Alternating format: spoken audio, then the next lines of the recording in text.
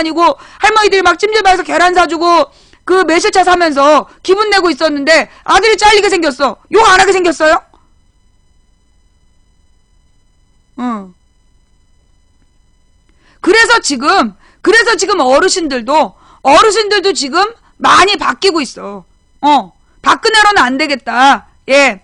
박근혜로는 안 되겠다라는 의견들이 어르신들한테 많이 퍼지고 있어요. 거기다 박근혜가 뻑하면 노인정에 그 쌀값 전액 삭제, 노인정 난방비 전액 삭제 그런 거 아니야. 지금 어르신들도요. 박근혜 그렇게 지지한다고 목소리 높여서 얘기를 못해. 예. 어르신들도 박근혜를 지지한다고 대놓고 말을 못해요. 지금 누구 자르지 말라고 얘기한 사람, 지금 강퇴에 대해서 불만 있는 사람들은요, 블랙이에요. 뭔 말인지 알아요? 지금 경상도 얘기하고 있는데, 경상도가 박근혜, 박씨 새누리당 많이 찍은 거 사실 이러면서, 지금 계속해서 뭐 대구 얘기하고, 경상도 얘기하고, 이러면서 지금 지역감정팀이 들어왔어. 예. 지금 여기 그 중계방에 지역감정팀이 들어와가지고, 계속 아까부터 광주, 여기 오늘 많이 보이죠? 지금 오늘 각방에서, 대구 광주 얘기하면서, 대구니, 광주니, 경상도니 지금 얘기 많이 올라오죠? 이것들이 전부 다 이 지역감정팀이야. 지역 분열팀. 예. 지역 분열팀이 들어와가지고, 지금 그 채팅창에서 분탕질 하고 있는 거예요. 예. 왜? 이거 지금 외교적인 문제, 이거 굉장히 심각한 문제잖아. 요게 박근혜 굴욕 외교이고, 이게 굉장히 잘못됐다라는 게 지금 일시에 다 퍼졌어. 지금 잘했다가 2, 잘못했다가 8이야. 8대2의 여론으로 박근혜가 잘못했다가 압도적으로 우세해. 그러니까 이것들이 지금 국민을 분열시켜야 되니까 국민 분열팀이 들어온 거야. 그래서 지금 지역 감정을 언급하면서 지역 얘기를 해서 분열시키는 거예요. 박근혜 정부에서 이 당이 이명박 박근혜 당이 집권하는 유일한 방법이 뭐냐? 국민을 분열시키는 거야. 그래서 국민을 분열시키는 방법이 뭐냐? 일단 경상도하고 호남, 경상도 전라도 분열시키기, 남자 여자 분열시키기. 요즘에 메갈리아 막 띄워. 왜? 지난번에 여성시대 문제를 터뜨려서 남녀 대결 구도를 만들려고 그랬는데 망치 부인이 여성시대 그 음모를 밝혀버렸잖아. 얘네들이 준비 중이다. 밝혀버려서 여성시대가 죽어버렸어. 그래서 지금 다시 메갈리아를 띄우는 거야. 그래서 메갈리아. 목적이 뭐냐? 남녀 분열이야. 남녀 분열을 목적으로 메갈리아를 지금 막 띄우고 있는 거예요. 그래서 메갈리아를 띄워서 나중에 남녀 대결 구도로 가려고 지금 준비 중인 거야. 그래서 지역 대결, 그 다음에 뭐예요? 요 남녀 대결, 그 다음에 어르신들에게 얘기하라니까 필요 없어요. 소용없어요. 이게 누구야? 세대 갈등 세력이야. 지금 다 들어와 있어. 굉장히 심각한 거야. 이 문제는 원래 그래요. 내부의 분열은 뭘로 막을 수 있어? 외적과의 외부와의 투쟁으로 내부는 결속하게 되어 있어. 오늘 지금 다 들어와 있어. 성별 분열, 지역 분열, 세대 분열, 이 애들이 다 들어와 있는 거야. 느껴지지? 지금 채팅창에 아까부터 지금 막 느껴지죠? 이게 왜 그러냐? 이게 지금 위안부 문제는 외적과의 문제야. 이 외적과의 문제가 생기면 반드시 내부는 결속하게 되어 있어. 그러니까 지금 분열팀이 다 들어와 있는 거야. 국정원 댓글팀에서 지금 들어와서 분열시키는 거예요. 남녀 분열, 지역 분열, 세대 분열, 이거 시키러 들어와 있는 거야. 느껴지죠? 각방에서 지금 느껴지죠? 내가 계속 냅뒀잖아. 계속 냅두고 여러분들 보게 한 거예요. 지금 중계방에서 지금 냅둔 이유가 뭐냐? 어때요? 오늘 지금 보신 분, 지금 남녀 대결, 세대 대결, 노인들은 안 돼 이런 얘기, 그 다음에 경상도 전라도 얘기하면서 지역 대결, 지금 다 보셨죠? 그러면서 계속 시발년 욕하는 거, 그것도 여성 혐오 세력이야. 여성 혐오 세력이 와서 시발년 욕하는 거야. 이게 지금 국정원 댓글 부대야. 국정원 댓글 부대가 지금 들어와서 국민들을 분열시키려는 거야. 왜? 얘네들이 지금 이 위안부 협상에 대해서 지네들은 막 오늘 뭐 조중동 난리 났잖아. 박근혜 현장 지휘 막 이러면서 대단한 외교적인 성과를 내온 것처럼 뻔뿌질했어. 안 통하는 거야 지금. 그거지 안 통하는 거야. 지금 8대2로 분노하고 있잖아. 내가 지금 잘못하는 거예요? 지금 제가 잘못 알고 있는 거예요? 지금 국민들 8대2로 80%가 잘못했다야 지금. 뭐하는 짓거리냐. 법적 책임 보상도 안 하고 돈 100억에 지아버지가 한 푼 더 얘기하지 않겠다. 그때 지아버지는 차관이라도 받았지. 돈 100억에 지금 위안부 문제 퉁친 거냐. 지금 난리 났어. 여러분 주변 100%예요? 우리 동네에는 8대2야. 분노한 거 80%. 그 다음에 그래도 새누리당을 지지해야 되는 거 아니냐. 박근혜를 지지해줘야 되는, 새누리당을 지지해야 되는 거 20%. 지금 박근혜 정부에 대해서요, 분노하는 세력이 지금 80%야. 여러분 동네, 어떤 동네는 7대3. 최소가 아마 6대4일 거야. 제일 낮은 동네가 6대4일 거라고. 이 문제는 국민들이 용서할 수 없는 문제야. 내가 뭐라 그랬어? 국정교과서 문제. 박근혜가 국정교과서를 추진할 때 내가 국정교과서가 박근혜 무덤 될 거라 그랬지. 국정교과서가 박근혜의 무덤이 될 거다. 그리고 국정교과서로 박정희까지 부관 참시하게 될 거다 그랬지. 내가 볼 때 국정교과서에 분노한 국민들이 이번 위안부 협상에 같이 분노하고 있어. 내 말이 맞다. 망치 부인 말이 맞는 것 같다 손. 지금 국정교과서에 분노했던 국민들이 지금 박근혜의 굴욕적인 외교에 2배로 화가 난 거야. 이게 제곱이 됐어 제곱이. 내 말이 맞지? 그지? 그러면서 지금 이 독도미량 나오잖아. 독도미량 얘기 나오고 박정희의 65년 한일 굴욕 외교 나오잖아. 내가 뭐랬어? 박근혜 국정교과서가 박근혜 무덤이 될 거라 그랬지?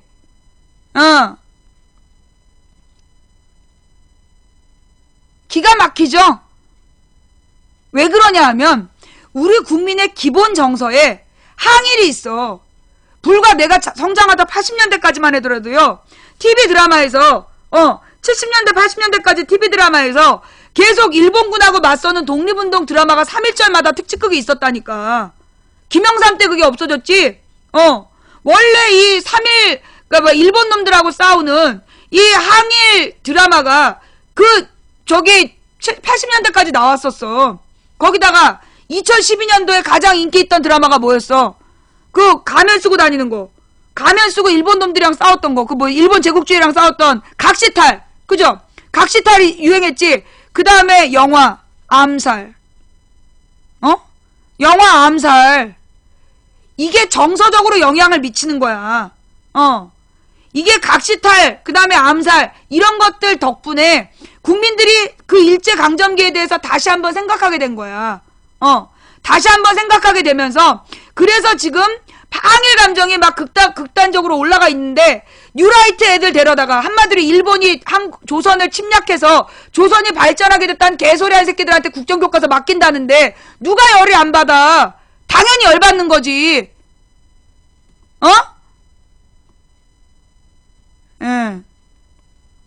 지금요, 그 암살이 1280만이 봤대. 1280만 명.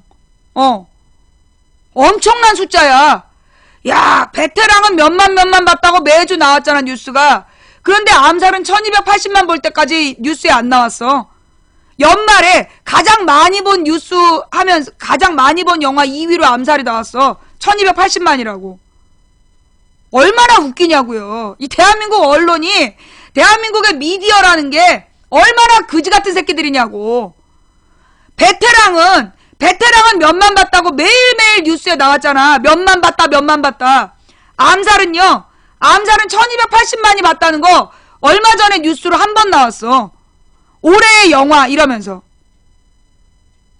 이게 우리의 언론 현실이야. 내가 오늘 아침에 역사상 40년 그러고 보니까 진짜 50년 만이네. 50년 만에 그 애비의 그 딸이 굴욕적인 외교를 했는데 지금 언론에서는 최태원이 혼외자 편지만 읽고 앉아있다고. 내가 오늘 아침에 얼마나 화가 났는지. YTN이 누구야? 국민 세금으로 24시간 보도 채널이야. 여기서 이 미친 새끼들이 뭐하고 앉아있냐면 최태원의 편지, 혼외자를 고백한 편지를 달락달락 읽으면서 패널이랑 토론하고 자빠졌어. 문 닫아 이것들아. 니들이 어디서 언론이라고. 국가 국민 세금으로 보조금을 받아. 개젖이나 빨어.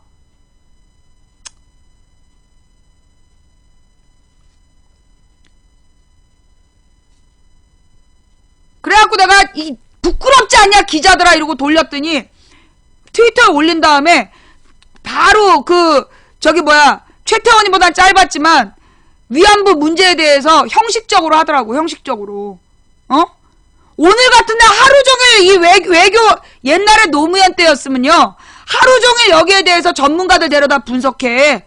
하루 종일 이 문제에 대해서 국제법 전문가, 외교 전문가 이런 사람들 데려다 하루 종일 토론해. 오늘 하루 종일 뭐 했는 줄 알아? 마누라 죽인 범인들, 엽기살인범들 현장 검증한다고. 아니 선고 있다고. 연예인 스캔들 뿌리고. 이런 시벌놈들 진짜.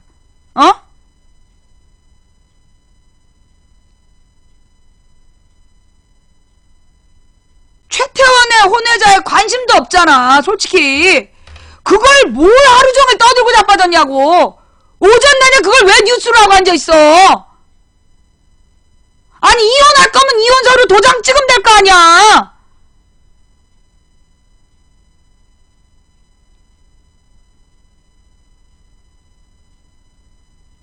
대한민국의 언론이요 너무 심각한 상황이에요.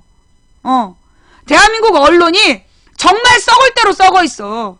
여러분 내가 얼마나 웃기냐면 저 탈당설, 야권의 탈당설, 내 주변 사람한테 물어봤어. 야권에서 몇 명 탈당한 줄 알아요? 했더니 한 30명 하지 않았냐고. 주변 사람들 다 그렇게 알고 있어. 왜? 안철수 탈당하면서 그때 문병호가 올 연말까지 30명이 탈당할 거라고 그랬잖아. 그러니까 한 30명 탈당한 거 아니냐고. 왜냐하면 며칠 동안 계속 누구누구 탈당했다는 얘기가 계속 나왔어. 이것들이 순차적인 탈당을 해가지고 막 이름을 막 헷갈리게 하는 거야. 그래서 굉장히 많은 사람들이 막 서너 명씩 계속 탈당한 줄 알고 있더라고. 근데 지금 안철수 탈당한 다음에 탈당한 거 몇 명이야? 7명이야. 그런데 언론에서 뭐라 그래? 천정배, 박주선까지 넣어가지고 10명이 탈당했다고. 4시에 녹화 끊고 갔어요. 야당의 탈당설을 보도하면서 그 탈당이 10명으로 늘어나고 그래서 새정치연합의 의석수는 110 몇 석으로 줄어들었다는 거야. 그러면서 분당 위기가 초읽기라고. 야, 120 몇 명에서 10명 나간 건데 그게 분당이야? 120 몇 명 중에 10명 나간 건데 그게 분당 위기야? 벌써 10명이 나갔다고. 야! 연말까지 30명 나간다며! 그래서 독자적인 뭐를 꾸린다더라? 그걸 뭐라지? 20명. 국회에서 20명. 교섭단체. 안철수 따라서 20명 나가가지고 교섭단체 꾸린다며!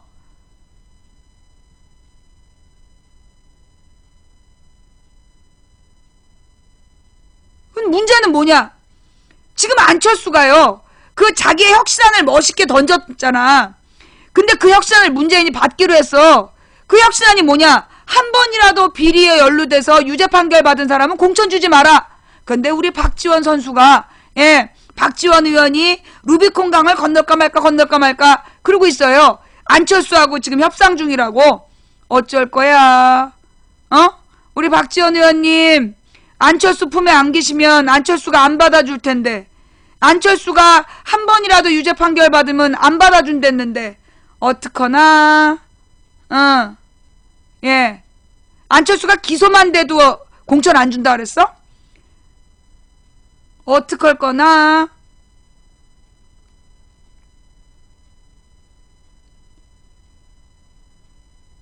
지금 김한길이가 탈당 카드를 뽑아놓고 어떤 그림에 나와있더만 이 자세로 2주째 지금 누구야 김한길이가 안철수 탈당한 다음에 지금 2주째 탈당할 듯 탈당 결심 굳힌 듯 탈당 의지를 보여 이걸로 지금 2주 가는 거 아니야. 그냥 가라고. 지금 박지원하고 김한길이가 손 붙잡고 나가고 싶은데 지금 이제 김한길이도 계산을 해보니까 박지원 하나 데리고 나가고 효과가 없어. 그러니까 지금 이제 이종걸하고 박영선을 계속 꼭 언론에 흘리는 거야. 이종걸 박영선도 나간다고. 그런데 지금 이종걸 박영선 입장에서는 탈당한다는 얘기가 없어. 지네들도 지금 나가봤자 낙동강 오리알되게 생기니까 지금 탈당 못하고 있는 거 아니야. 지금 수도권에서 탈당하겠다는 의원이 없어요. 뭐 탈당해봤자 많아야 4-5명. 적으면 1-2명. 이걸 가지고 막 분당 초읽기. 야, 120명 중에 10명이 나갔는데 그게 분당 초읽기야? 옛날에 열린우리당은 47명이 나갔어. 47명이 나가니까 그게 분당이었지만 이게 지금 10명 나갔는데 10명이 지금 다 붙어있는 것도 그러면서 분당 초읽기래. 그러면서 10명을 얘기해. 이 언론이 얼마나 거짓말이냐. 천정배당 따로 했잖아. 천당 따로 있어. 천정배당. 박주선당 따로 있고 안철수도 지금 따로 나간 거야. 셋 다 무소속이라고. 그리고 안철수 따라 7명인가 8명이 나갔는데 7명인가 8명인가 나갔는데 그 중에 하나는 불출마한다 그러고 그게 무슨 분당이야. 그게 무슨 또 왜 엮어서 또 10명이야.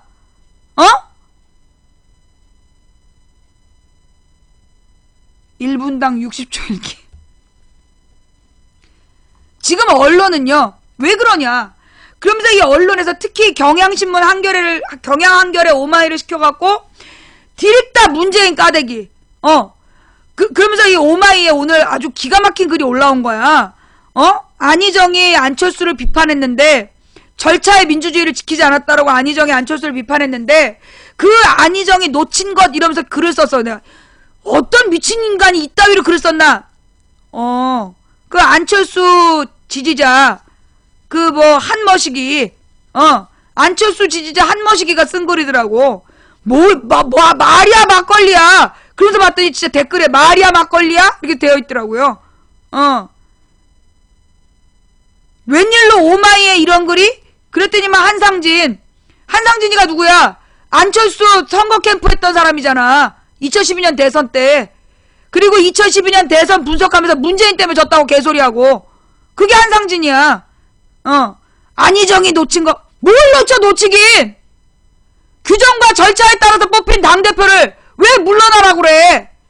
그랬더니 그러면 규정과 절차에 따라서 안철수 김한길은 뽑힌 게 아니냐? 아니지. 김한길이가 안철수 후루꾸로 내려온 거 아니야. 물러나라고 우리 시청자 58명이 거기서 삭발해버리니까 놀래가지고 갑자기 그날 밤에 안철수 꼬셔가지고 새로 만든 게 새정치민주연합 아니야. 그게 무슨 절차 뭘 따졌어. 언제 전당대회 제대로 했어? 쥐들 마음대로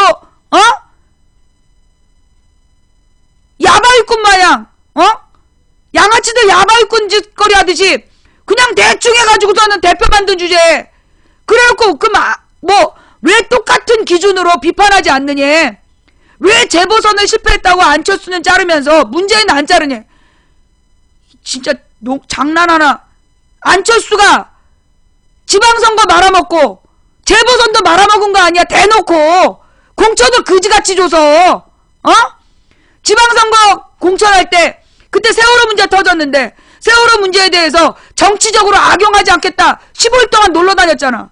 15일 만에 와가지고 안산시장하고 광주시장 그거 2개 전략 공천했어. 그걸로 지금까지 호남 흔들어댄 거 아니야. 그리고 나머지 각 지역별로 후보가 난립하는데 어떤 조치도 내리지 않았어. 그래서 지방선거 말아먹었잖아. 그래서 호남에 무소속이 대거 당선됐잖아.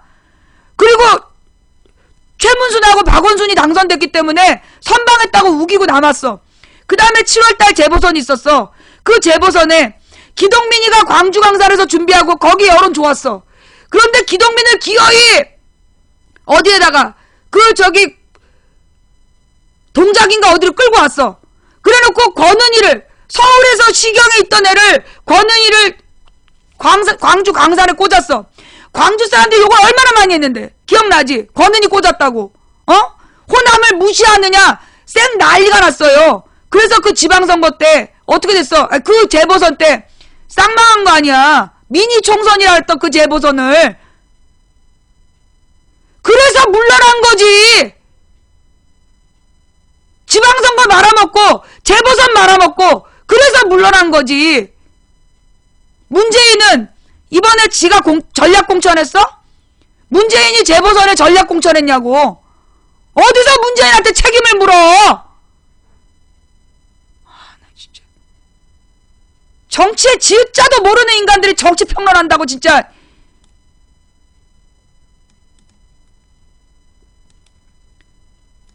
그래서 얘네들은요, 끊임없이 야당이 분열한 것처럼 확대 과장을 하는 거야. 과장 보도를 해서 뭘 노리는 거냐. 정부를 비판하지 못하게. 정권 비판을 못하게 하려는 게 언론의 목적이야. 이 문재인에 대해서 계속 상체기를 내. 반복적으로 문재인을 욕을 하는 거야. 반복적으로 문재인을 욕을 해서 문재인이 박근혜를 비판하지 못하게. 그게 목적인 거야. 야당이 야당답게 정권을 비판하고 정권을 견제해야 되는데 그걸 못하게 하려는 게 이 언론의 목적인 거예요.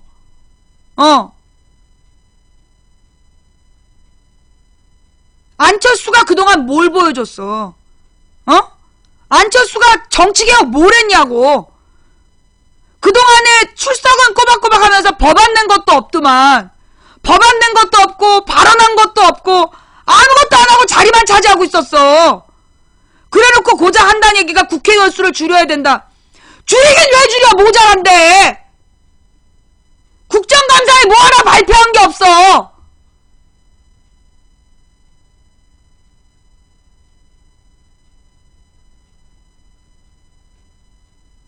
안철수 팔아갖고 야당 분열만 계속 부추기고 마치 분열한 것처럼.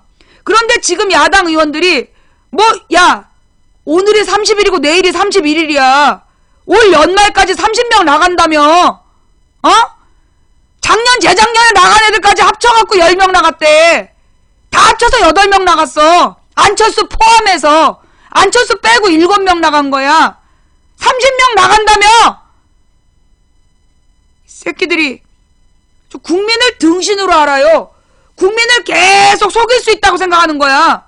지네들이 돌아가면서 막 누구누구 탈당 누구누구 탈당 그러면서 언론이 그 탈당한 사람들의 이름의 순서를 막 바꿔.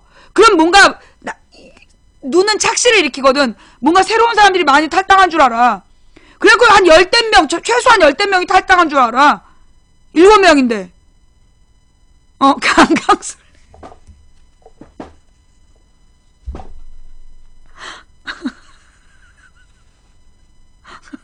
그래, 강강술래 하고 있는 거야.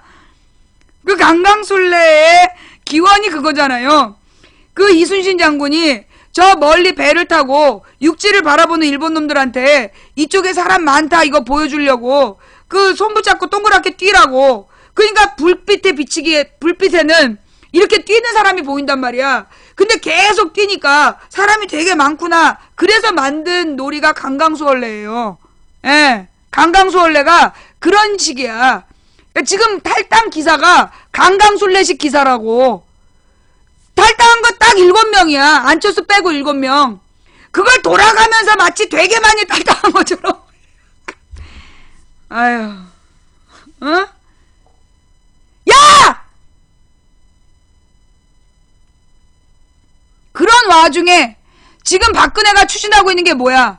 야당을 마비시켜 놓고 지금 야당이 마치 분당 문제로 심각하게 마비된 것처럼 언론 플레이하면서 지금 테러방지법 몰래 추진하고 있고 노동학법 추진하고 있고 그 다음에 위안부 문제 일본의 요구대로 지금 통과시켜 준 거야.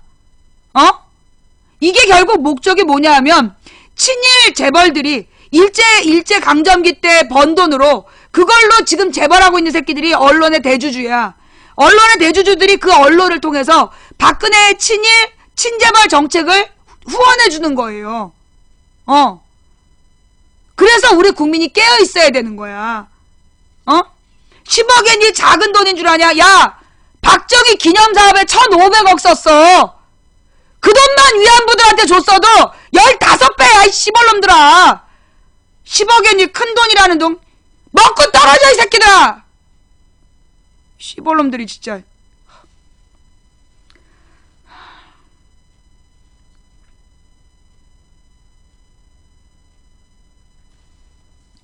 지금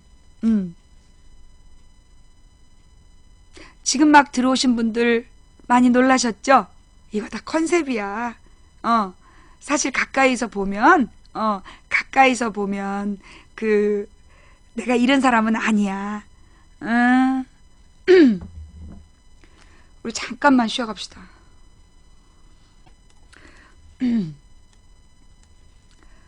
위안부 할머니들 외교 차관에게 당신은 어느 나라 소속이냐? 일단 이 외교부 차관이 지금 이제 이 정신대 문제 대책협의회를 찾아갔다는 거야. 찾아갔다는 건 이건 뭘 의미하냐면 이게 바로 여론이에요. 여론이 지금 8대2로 나쁜 거야. 지금 박근혜 정부에게 굉장히 안 좋기 때문에 얘네들이 지금 당황한 거야. 그래서 찾아간 거야. 찾아가려면 장관이 가든가 총리가 가든가 가려면 장관이 가든가 총리가 가든가 대통령이 직접 가든가 그랬어야지. 어디서 차관 나부랭이를 보내. 지금 여기서 이것들이 갔다는 얘기는 그만큼 지금 국민 여론이 굉장히 안 좋다는 얘기야. 그래서 간 거야. 지네들이 생각했던 것보다 상상 이상으로 지금 안 좋은 거야. 그러니까 이제 이것들이 찾아왔는데 29일 한일 정부 간 위안부 합의 사실을 뒤늦게 설명하기 위해서 한국정신대문제협의회 쉼터를 찾았다가 위안부 피해 할머니들로부터 호된 질책을 받았다. 임성남 외교부 1차관은 이날 오후 2시께 서울 마포구 정대협 쉼터를 방문해 위안부 피해자 김복동, 이용수, 김원옥 할머니를 만나 정부의 입장을 설명하려 했다. 이게 지금 설명하려고 얘네들이 이런 자세야. 지네들은 잘했으니까 지네들의 뜻을 설명하려고 하는 거야. 미친 거지. 미친 거야. 그러나 이용수 할머니는 임 차관에게 당신 어느 나라 소속이냐라고 하면서 일본과 이런 협상을 한다고 알려줘야 될 거 아니냐고 호통을 쳤다. 이 할머니는 왜 우리를 2번 죽이려고 하느냐며 먼저 피해자들을 만나봐야 되는 거 아니냐고 거듭 울분을 토했다. 김복동 할머니는 협상하기 전에 우리 의사를 들어봐야 하는데 정부가 한마디도 없이 정부와 정부끼리만 소통한 뒤 협상이 타결됐다고 발표하는 것은 안 되는 일이라며 아베 총리가 기자들 앞에서 법적으로 우리가 잘못했다고 정식 사죄한 것도 아니다라고 질타했다.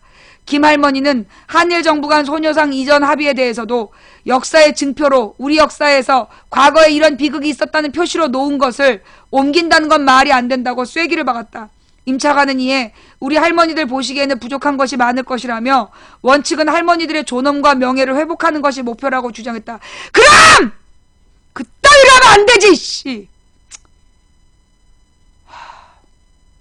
그는 이어 아베 총리가 외무장관을 통해 사죄와 반성을 표시한다고 처음으로 인정했다며 재단도 돈을 드리는 게 목적이 아니라 할머니들이 겪은 고통과 인생 여정을 우리가 어떻게 잘 보존하고 여생에 조금이라도 편하게 도움을 드리는 게 목적이라고 강변했다.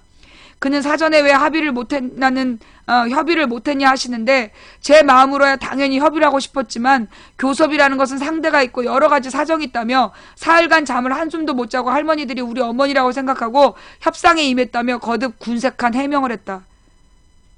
이걸 해명이라고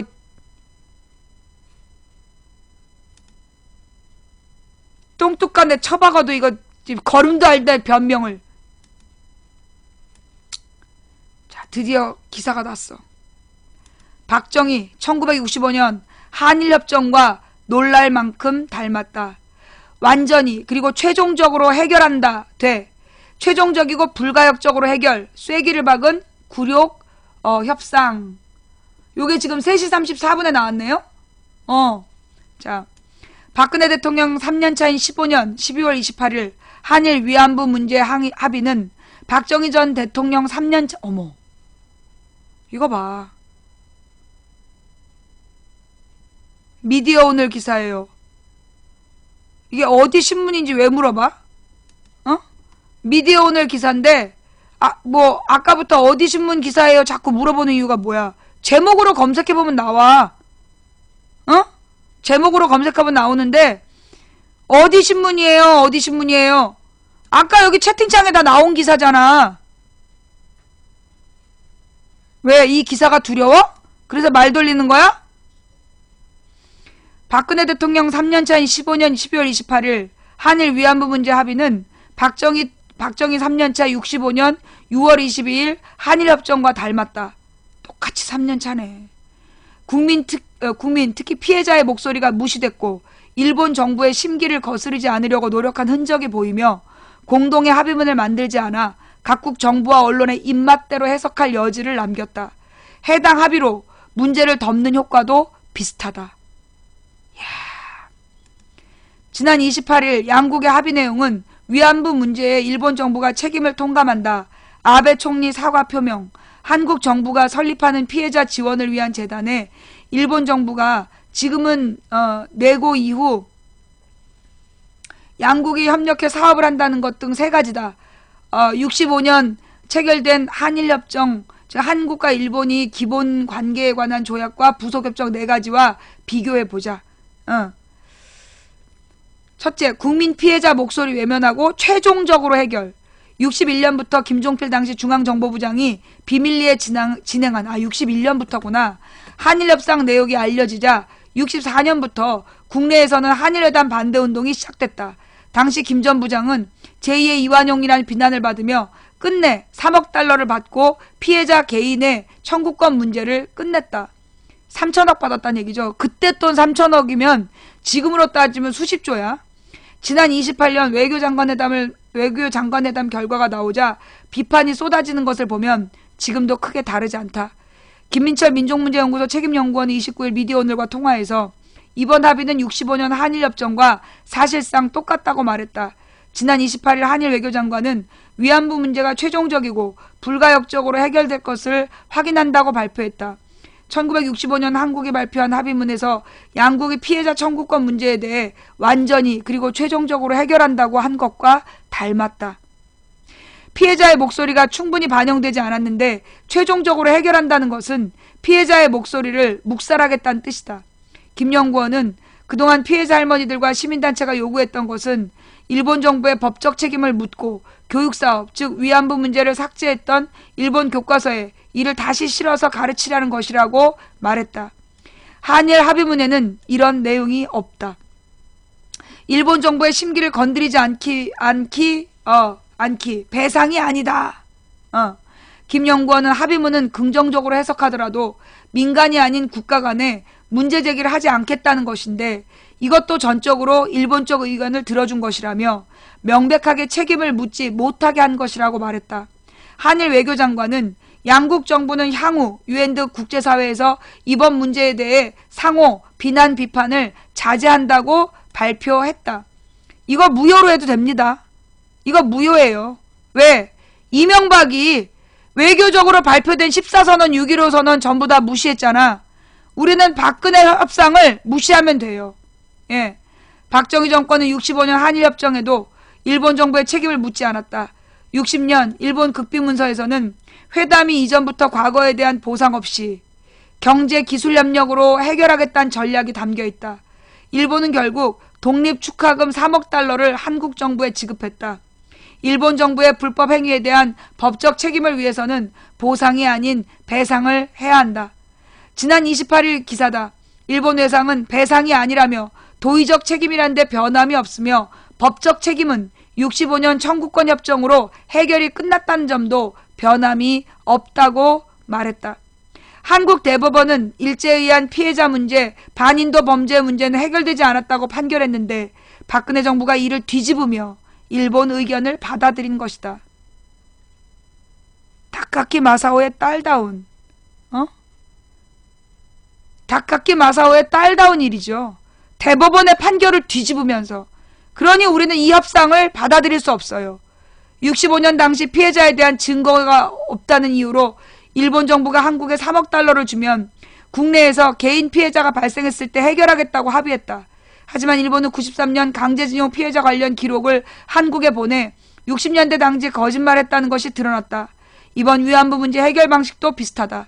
합의문에 따르면 일본이 10억엔을 내면 한국이 재단을 만들어 위안부 피해자 해결을 위해 쓰겠다는 것이다. 김민철 연구원은 할머니들이 원하는 것은 돈이 아니라며 이미 95년 아시아 여성 기금 창설했을 때도 피해자들이 돈을 원하는 게 아니라서 받지 않았다고 말했다. 당시 일본은 시민 모금 6억엔, 정부 자금 48억엔을 냈지만 피해자들은 거부했다. 지금 10억엔이면 그때보다도 못한 거야. 그때보다도 못한 돈을 받고 합의해 준 거야, 박근혜가. 미친 거죠. 그때보다도 못한 거야.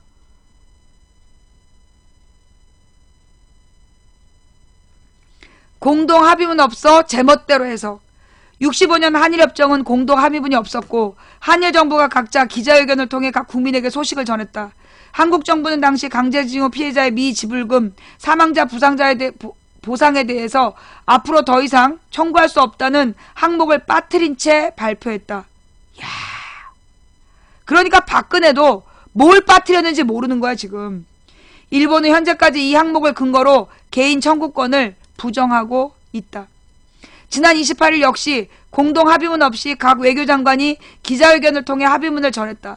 일본 외무상은 위안부 문제는 당시 군의 관여하에 다수 여성에게 상처를 입힌 문제라고 애매한 표현을 사용했고, 이를 조항호 국립외교원 교수는 일본 국고에서 나온 10억엔으로 피해자 지원이 이루어지는 건 사실상 법적 책임을 수용했다고 지랄하고 앉아있네. 이런 게 무슨 교수야! 논란이 되고 있는 소녀상 철거 문제는 일본 측 발표엔 없고 윤병세 외교부 장관의 발표에만 등장한다.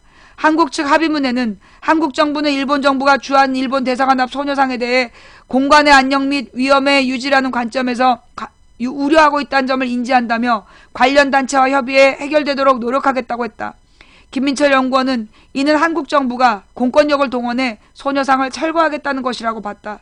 이미 협상 전인 지난 26일 일본 요미우리 신문이 한국 정부 관계자의 말을 인용해 한국 정부가 소녀상을 이전하도록 관련 시민단체를 설득할 예정이라고 보도했다.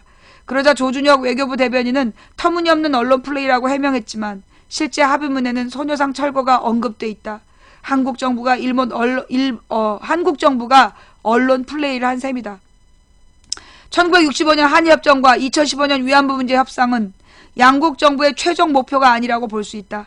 62년 7월 주일 미 대사관에서 발송한 미 국무성 전문을 보면 한국 정부 최고위층을 접촉해 청구권을 강조하지 않고 하나의 패키지로서 받아들일 수 있도록 설득하라며 추가적인 압력이 필요하다면 미국의 개발 차원 공여가 협상 타결과 됐다고 말하라고 돼 있다. 해당 문서에는 한국의 경제 발전을 위해 한일협정이 필요하고 금액의 성격이 중요한 게 아니라 액수가 중요한 것이란 미국의 뜻이 담겨 있다. 실제 박정희 정권은 이 자금 중 7,370만 달러로 1973년 포항제철, 280만 달러로 1970년 경부 고속도로를 건설했다. 이번 위안부 문제 합의도 미국의 뜻이 반영된 결과다. 김민철 연구원은 위안부 자체의 문제보다 한일 군사보호협정 등 군사동맹 강화가 급물살이 될 것이라며 미국 입장에서는 한미일 삼각동맹으로 한국이 들어와야 하는데 위안부 문제가 계속 걸림돌이었으니까 불편하다. 빨리 해결해라. 이런 요구를 했을 것이라고 말했다. 지난 12년 한일 군사정보보호협정은 체결 직전까지 갔다가 여론의 반발로 유보됐다. 일본 측이 제기한 군사정보보호협정과 상호 군수지원협정 논의가 막히자 지난해 12월 국방부는 국회 동의가 필요 없는 한미일 군사정보 공유 약정을 추진했다. 한일 군사동맹 강화를 위해 부단히 노력하는 모습이다. 이게 무슨 얘기냐면요. 일본의 지휘하에 한국군이 중국과 전쟁을 준비한다는 얘기야. 지금 우리 국방부가 추진하는 게 우리의 군사 정보를 미국을 통해서 일본에 주고 일본의 지휘하에 미국의 구상은 지금 일본이 지휘권을 갖는다는 거야. 그래서 일본의 지휘하에 우리가 중국과의 전쟁을 준비하는 그 동맹을 위해서 이런 굴욕적인 협상을 한 거예요. 어. 28일 중앙일보는 박근혜 대통령 사실상 협상 지위, 미국 끌어들여 아베 압박이란 기사에서 지랄을 한다. 정부 관계자의 말을 통해 평소 정책 하나하나 꼼꼼히 챙기는 스타일을 감안하면 협상을 박 대통령이 이끌어왔다고 해도 과언이 아닐 것이라고 보도했다. 한 청와대 관계자는 미국 정부 인사들이 위안부 문제를 해결하라고 일본을 압박한 것으로 안다고 말했다. 김민철 연구원은 한국이 미군을 동원했는지 미국에게 압력을 받았는지 정확히 알 수 없지만 분명한 건 개입돼 있다는 것이라며 협상 다음 단계가 미국 주도하에 삼각동맹을 탄탄하게 만드는 것이 국제정치적 논리일 것이라고 말했다. 존 케리 미 국무장관은 28일 특별 성명을 통해 한일 양국 위안부 문제 합의하에 환영한다는 뜻을 전했다. 외교적 합의는 쉽게 깨기 어려운 약속이며 주변국에서도 영향을 끼치는 효과까지 있다. 65년 한일협정은 족쇄가 됐다. 90년 일본을 방문한 노태우 전 대통령이 65년 한일협정보다 나은 조건으로 북한과 협상하지 말라고 요구했고 결국 2002년 김정일 고이즈미 북일 정상은 과거사에 대한 사과를 명시했지만 위안부 문제 등을 구체적으로 언급하지 못한 반쪽짜리 공동선언을 가져왔다. 이건 사퇴가 아니라 끌어들여야 돼. 사퇴가 아니라 끌어들여야 된다고. 예. 끌어내려야 된다. 끌어내려야 돼. 예. 계속 망치부인 일베라며. 이 쓸데없는 얘기를 반복해가지고 대내피질에다가 세뇌하고 싶은 거야? 야, 내가 일베인데 일베를 600명 고소했겠니? 너도 한번 고소 당해볼래?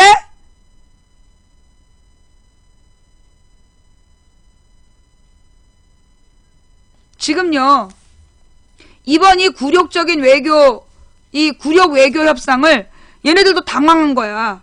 그러니까 오늘 최태원 편지로 덮으려고 쇼를 했는데 예상외로 최태원한테 관심이 없는 거야, 국민들이.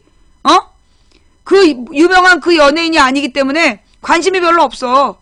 그러니까 그걸로 안 되니까 지금 뭔가 다른 걸로 덮어보려고 막 그 흉악범 선고 팔아보고 그런데 지금 안 되는 거야. 국민 여론이 지금 급속도로 불타오르고 있어. 급속도로 지금 불타오르고 있어.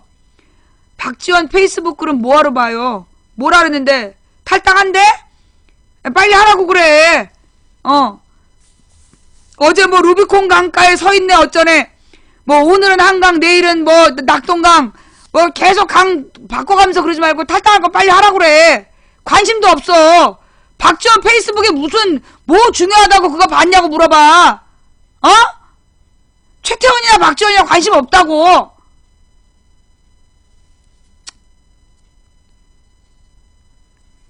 자, 좌우지간 지금 이 박근혜 부녀가 일본에게 면죄부를 준 거다. 이거는 용서할 수 없는 역사적인 이 치욕이고요. 이거에 대해서 박근혜에게 책임을 물어야 돼. 근데 내가 보니까 정말 이럴라고 이 박정희 부관 참시 얘기가 나왔었나 봐. 정말 박근혜가 국정교과서를 추진해서 박근혜 무덤이 될 것이고 이게 박정희를 무덤에서 꺼내 부관 참시하게 될 거라 그랬잖아. 이거네. 그지? 이거네. 사실 박정희의 이 65년 한일 굴욕 외교에 대해서 굴욕 협상에 대해서 지금 30, 40대는 모르는 사람들이 대부분이야. 그죠? 이거 다 모르는 사람들이 대부분이었어.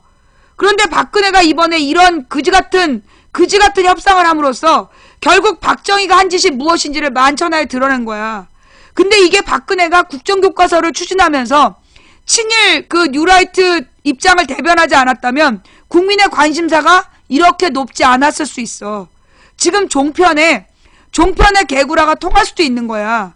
그런데 박근혜가 국정교과서를 추진한 바람에 결국 이번 위안부 할머니들의 분노 여기에 집중하게 되고 결국 박근혜 정권의 친일성, 친일 매국노 성향이 지금 드러나면서 박정희를 무덤에서 꺼낸 거야.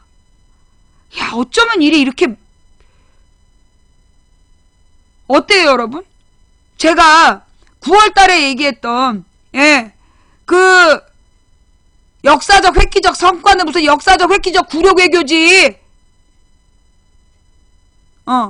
어때요? 정말 9월달에 얘기했던 딱 그 말 아니야? 박근혜가 국정교과서를 추진하면 그 자신의 무덤이 될 것이고 자기 아버지의 부관 참시가 될 거다. 박정희가 95년도에 무슨 짓을 했는지 우리는 이렇게 되돌리게 됐어요. 정말 박근혜 훌륭한 딸이야. 아버지 얼굴에 똥칠하고 이제까지 영웅인 줄 알고 있었던 박정희 얼굴에 똥칠 이런 설사칠이 없지. 여러분 그 무한도전이요 계속해서 스캔들에 시달려요. 무한도전에 그렇게 악플을 달아. 언제부터야? 무한도전에 악플을 다는 건 첫째는 김태호 PD 때문이야. 김태호 PD가 MBC 파업을 집중적으로 그 무한도전에서 보여줬기 때문에 그 뒤로 악플러들이 붙었어. 무한도전에. 근데 그런 악플이 도를 지나치게 된 건 얼마 전에, 그게 올해였죠. 올해 8.15였나? 지난 여름인가 왜 봄에 그 일본에 왜 그 하하가 저기 갔잖아. 일본에 가서 너무 늦게 왔다고 막 울면서 그 일본의 그 식민 뭐라 그러나 강제징용 갔던 그 군함도였나? 강제징용 갔던 그 군함도를 보여줬잖아요. 그리고 난 다음에 지금 우토로 마을, 그 우토로 마을을 보여주면서 그 뒤로 계속해서 막 못 잡아먹어서 한이야. 그 무한도전이 큰일을 한 거야. 무한도전이 이 식민 잔재를 보여준 거야. 그 식민지에 어떻게 우리가 당했는지를 너무나 적나라하게 보여줬기 때문에 그게 이제 반영이 된 거죠. 그러니까 이게 다 하나하나 맞아떨어진 거야. 그 무한도전에 우토로 마을 간 거, 그 다음에 암살, 각시탈, 이런 것들이 전부 다 거기다 박근혜 국정교과서, 이게 전부 다 이게 다 모여서 이런 점점 불덩이로 모이고 있는 거야. 국민의 불덩이로 모이고 있는 거야. 정말 대단한 거 아니에요? 지금 그 일본이 말이야. 그 일본의 이 식민지 참상은요 이루다 말로 할 수 없어요. 우리 엄마한테 내가 옛날에 들은 얘기야. 우리 엄마가 그 1930년생인데 그때 일본 소학교를 다니고 있었던 거야. 무조건 다 소학교를 보내서 거기서 막 신사참배를 강요하고 이랬는데 우리 엄마 동네에 한 그 여자 친구가 있었대요. 근데 이 아이가 선생님이 만년필을 쓰는 걸 보면서 신기해가지고 저거를 종지에 담아서 팔면 돈이 되겠다 그렇게 얘기를 했대. 근데 그걸 조선말로 한 거야. 그랬더니만 그 일본인 선생이 자를 가지고 그 여자아이의 입술이 찢어질 때까지 때렸다는 거야. 그래서 그 한복의 앞자락이 전부 다 피에 시뻘겋게 물들 정도로 이 애를 때렸대요. 그 뒤로 그 친구는 해방될 때까지 말을 못했대. 실어증에 걸려갖고. 선생이 애들 보는 앞에서 입술이 완전히 너덜너덜 찢어질 때까지 때리고 그 핏물이 한복에 다 적셔서 그 친구는 해방이 될 때까지 말을 하지 못하는 실어증에 걸렸다. 그게 우리 동포들이 겪은 일이야. 그게 우리 동포들이 겪은 일이야. 일제강점기 때. 새신랑이 강제징용으로 끌려가서 탄광 속에서 못 나오고 죽고, 지금 중학교 3학년, 고등학교 1학년 이런 애들을 학도병으로 끌고 가서 총알바지에서 죽이고, 중학교 2학년, 그 중학교 3학년짜리 여자애들 데려다가 일본 군대에 그 위안부를 삼은 거 아니야. 그게 우리 민족이 당한 일이야. 그 피해자가 수십만 명이야. 김무성의 아버지 같은 애들, 그리고 지금 이 새누리당 국회의원들의 아버지들이 정신대로 가라, 징용을 가라, 그렇게 연설하고 다닌 거 아니야. 그 새끼들이 지금 권력을 잡고 지금 저 지랄을 하고 있는 거 아니야. 100억엔으로 재단을 만들고 어쩌고 저쩌? 이 씨발.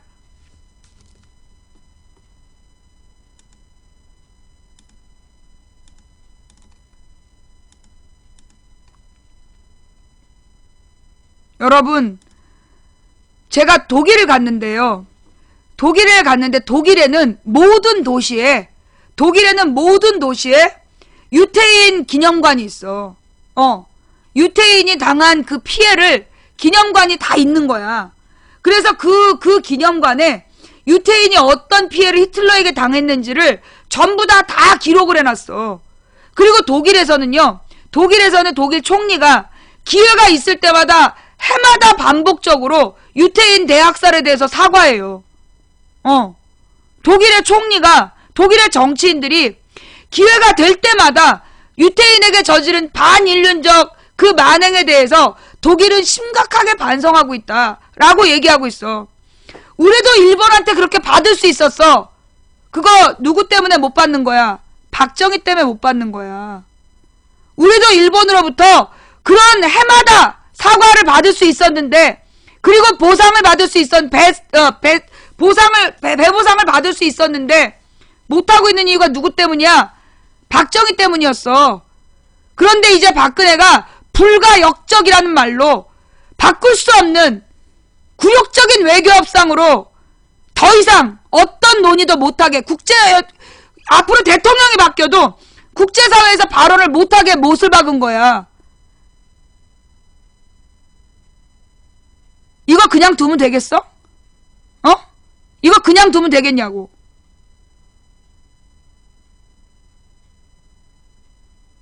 박근혜는 대통령 자격이 없어. 박근혜는 끌어내려야 돼. 박근혜는 더 이상 단 하루도 대통령을 할 자격이 없어. 지금요.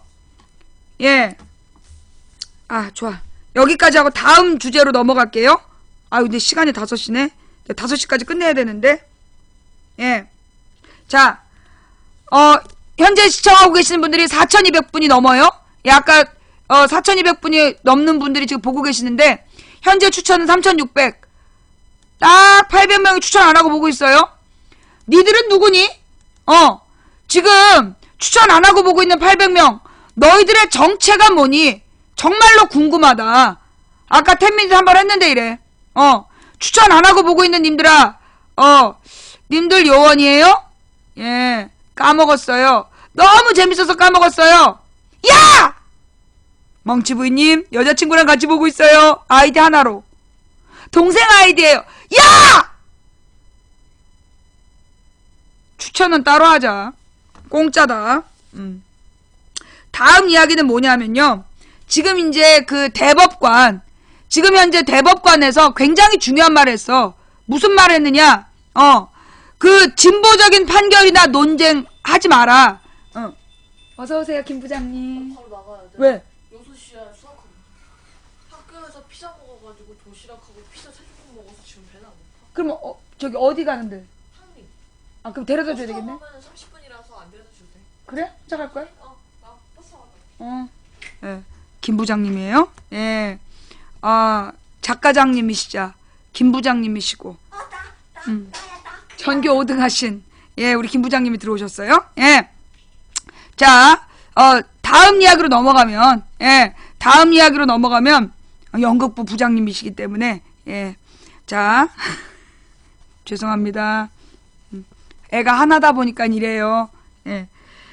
지금 그 민일령이라는 전 대법관, 이게 뭐라 그랬냐면, 그 선배들 애먹이는 판결하지 마라.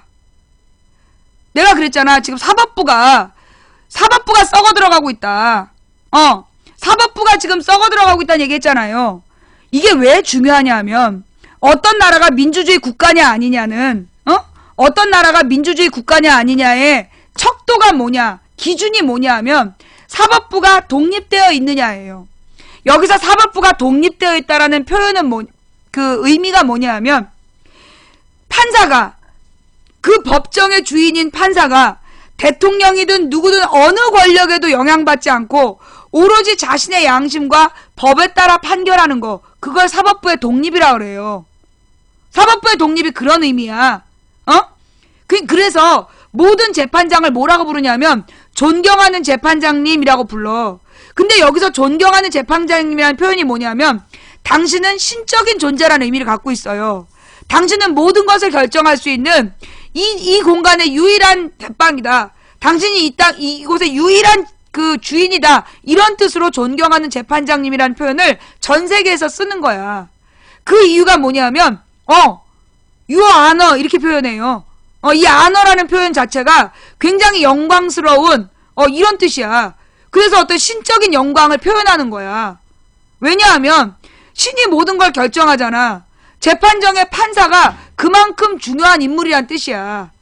예. 그래서 그만큼 중요한 뜻으로 존경하는 재판장이라는 뜻은 정확하게 얘기하면 극도의 영광스러운 존재라는 뜻을 갖고 있어요. 그게 뭐냐? 그게 사법부의 독립을 의미하는데 그 재판정의 주인이, 재판정의 판사가 어느 권력에도 영향받지 않고 판결할 수 있을 때 그 나라를 민주주의 국가라고 하는 거야. 그런데 뭐라 그랬느냐 하면 이 민일령이라는 전 대법관이, 이게 이제 양승조 그러니까 대법원장의 사람이잖아. 걔가 뭐라고 얘기했느냐? 초임 부장 판사들에게 선배 힘들게 하는 판결 자제하라. 이거는 지금 그 초임 부장 판사들한테 사법권의 독립을 포기하라고 얘기한 거예요. 이게 지금 사법부의 독립을 포기하라고 얘기한 거야. 선배들 힘들게 하는 판결 자제하라. 희망버스, 그래서 이제 읽어보면, 지난 9월에 퇴임하고 사법연수원 석좌교수로 부임한 민일령 전 대법관이 전국의 초임 부장판사들 대상으로 한 강연에서 선배를 힘들게 하는 판결을 자제하라는 취지로 발언한 것으로 전해졌다. 일부 판사들은 민 전 대법관의 발언이 법관의 독립성을 침해하는 것이라며 반발하고 있다. 28일 법조계에 따르면 민 전 대법관은 지난달 3일부터 7일까지 사법연수원에서 진행된 초임 지방법원 부장판사 1차 연수에서 노노의 말을 변용해 선배를 편안하게 하고 동료에게 신뢰를 얻고 후배를 감싸 안는 사람이 되라면서 판결을 할 때도 마찬가지라고 말했다. 선배를 편안하게 하고, 한마디로 선배, 동료, 후배 눈치 보고 판결해라. 이런 얘기예요. 이거는 지금 판사의 선언을, 판사의 기본적인 양심을 버리라는 얘기야. 그는 이어 최근 하급심에서 남은 일부 판결을 사례로 들며 법리적인 소신에 의한 판결이 아니라 개인적 생각이면 문제다. 100명에게 물어봐서 99명이 이상하다고 생각하면 소신이 아니다. 그런 식으로 판결하지 않았으면 좋겠다. 라는 취지로 비판한 것으로 알려졌다. 강연에 참석한 한 판사는 민 전 대법관이 집회 및 시위에 관한 법률 위반으로 기소된 사건에서 교통방해를 무죄로 본 사례, 제주에 있었던 시위에서 경찰에 대한 공무집행방해를 무죄로 선고한 사례를 들었다고 말했다. 정권의 입맛에 안 맞는 판결을 하면 잘못된 판결이라는 거야. 그건 네 소신이 아니다. 민 전 대법관은 사건을 구체적으로 특정하지 않았으나 판사들은 제주 강정마을 사건, 한진중공업 희망버스 사건 관련을 지칭한 것으로 보고 있다. 일부 법관들은 민 전 대법관의 발언이 법관의 독립성 침해라며 반발했다. 한 판사는 강연을 듣는 방향에 따라 너희들 까불지마 이렇게 듣는 사람도 있을 것이라며 강연이 끝난 뒤 웅성대긴 했다. 저 양반 아직도 보수적이다라는 얘기가 나오곤 했다라고 말했다. 민 전 대법관은 경향신문과의 통화에서 공자님 말씀을 인용해 판사들이 어떻게 살아야 된다는 일반적인 말을 한 것이라며 강연 당시에 어떤 사례를 들었는지 특별히 기억나는 건 없다. 후배들이 어떻게 받아들였는지 잘 모르겠다. 이건 보수가 아니에요. 범법이지. 이건 보수가 아니라 범법이야. 왜? 민주주의 국가의 헌법에서는 법관의 독립성을 보장하고 있어요. 자신의 양심과 법에 따라 판결하라고 그랬지 선배 후배 동료 눈치 보라고 얘기하지 않았어. 저런 말을 했다라는 것은 범법이야. 위헌이야. 미친 거죠. 이게 뭘 얘기하냐? 이게 현재 대법관들의 분위기라는 거야. 지금 현재 이게 지금 박근혜가 지배하고 있는 이 땅의 대법관들의 수준이 저렇다는 거야. 얼마나 심각하냐고. 얼마나 심각하냐고. 우리나라가 지금 민주주의 국가냐 아니냐는요. 법관의 독립성이 보장되느냐 안 되느냐의 문제예요. 그런데 지금 법관들더러 부장판사들더러 네 양심에 따라 판결하지 말라고 전직 대법관이 저렇게 주장하고 있는 거야. 심각한 문제야 이거 지금. 그래서 내가 우리가 합법투쟁만으로 이 문제를 해결할 수 없다는 얘기를 하는 거예요. 내년 선거에서 잘못되면 비합법적인 방법이 나와야 될 수도 있어. 자, 이 얘기 넘어가고 다음 이런 기사가 있어요. 예, 이런 기사가 있는데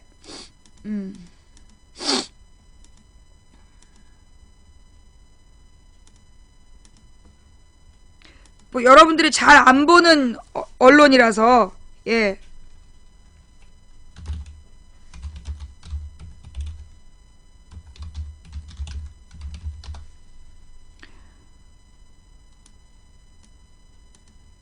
예.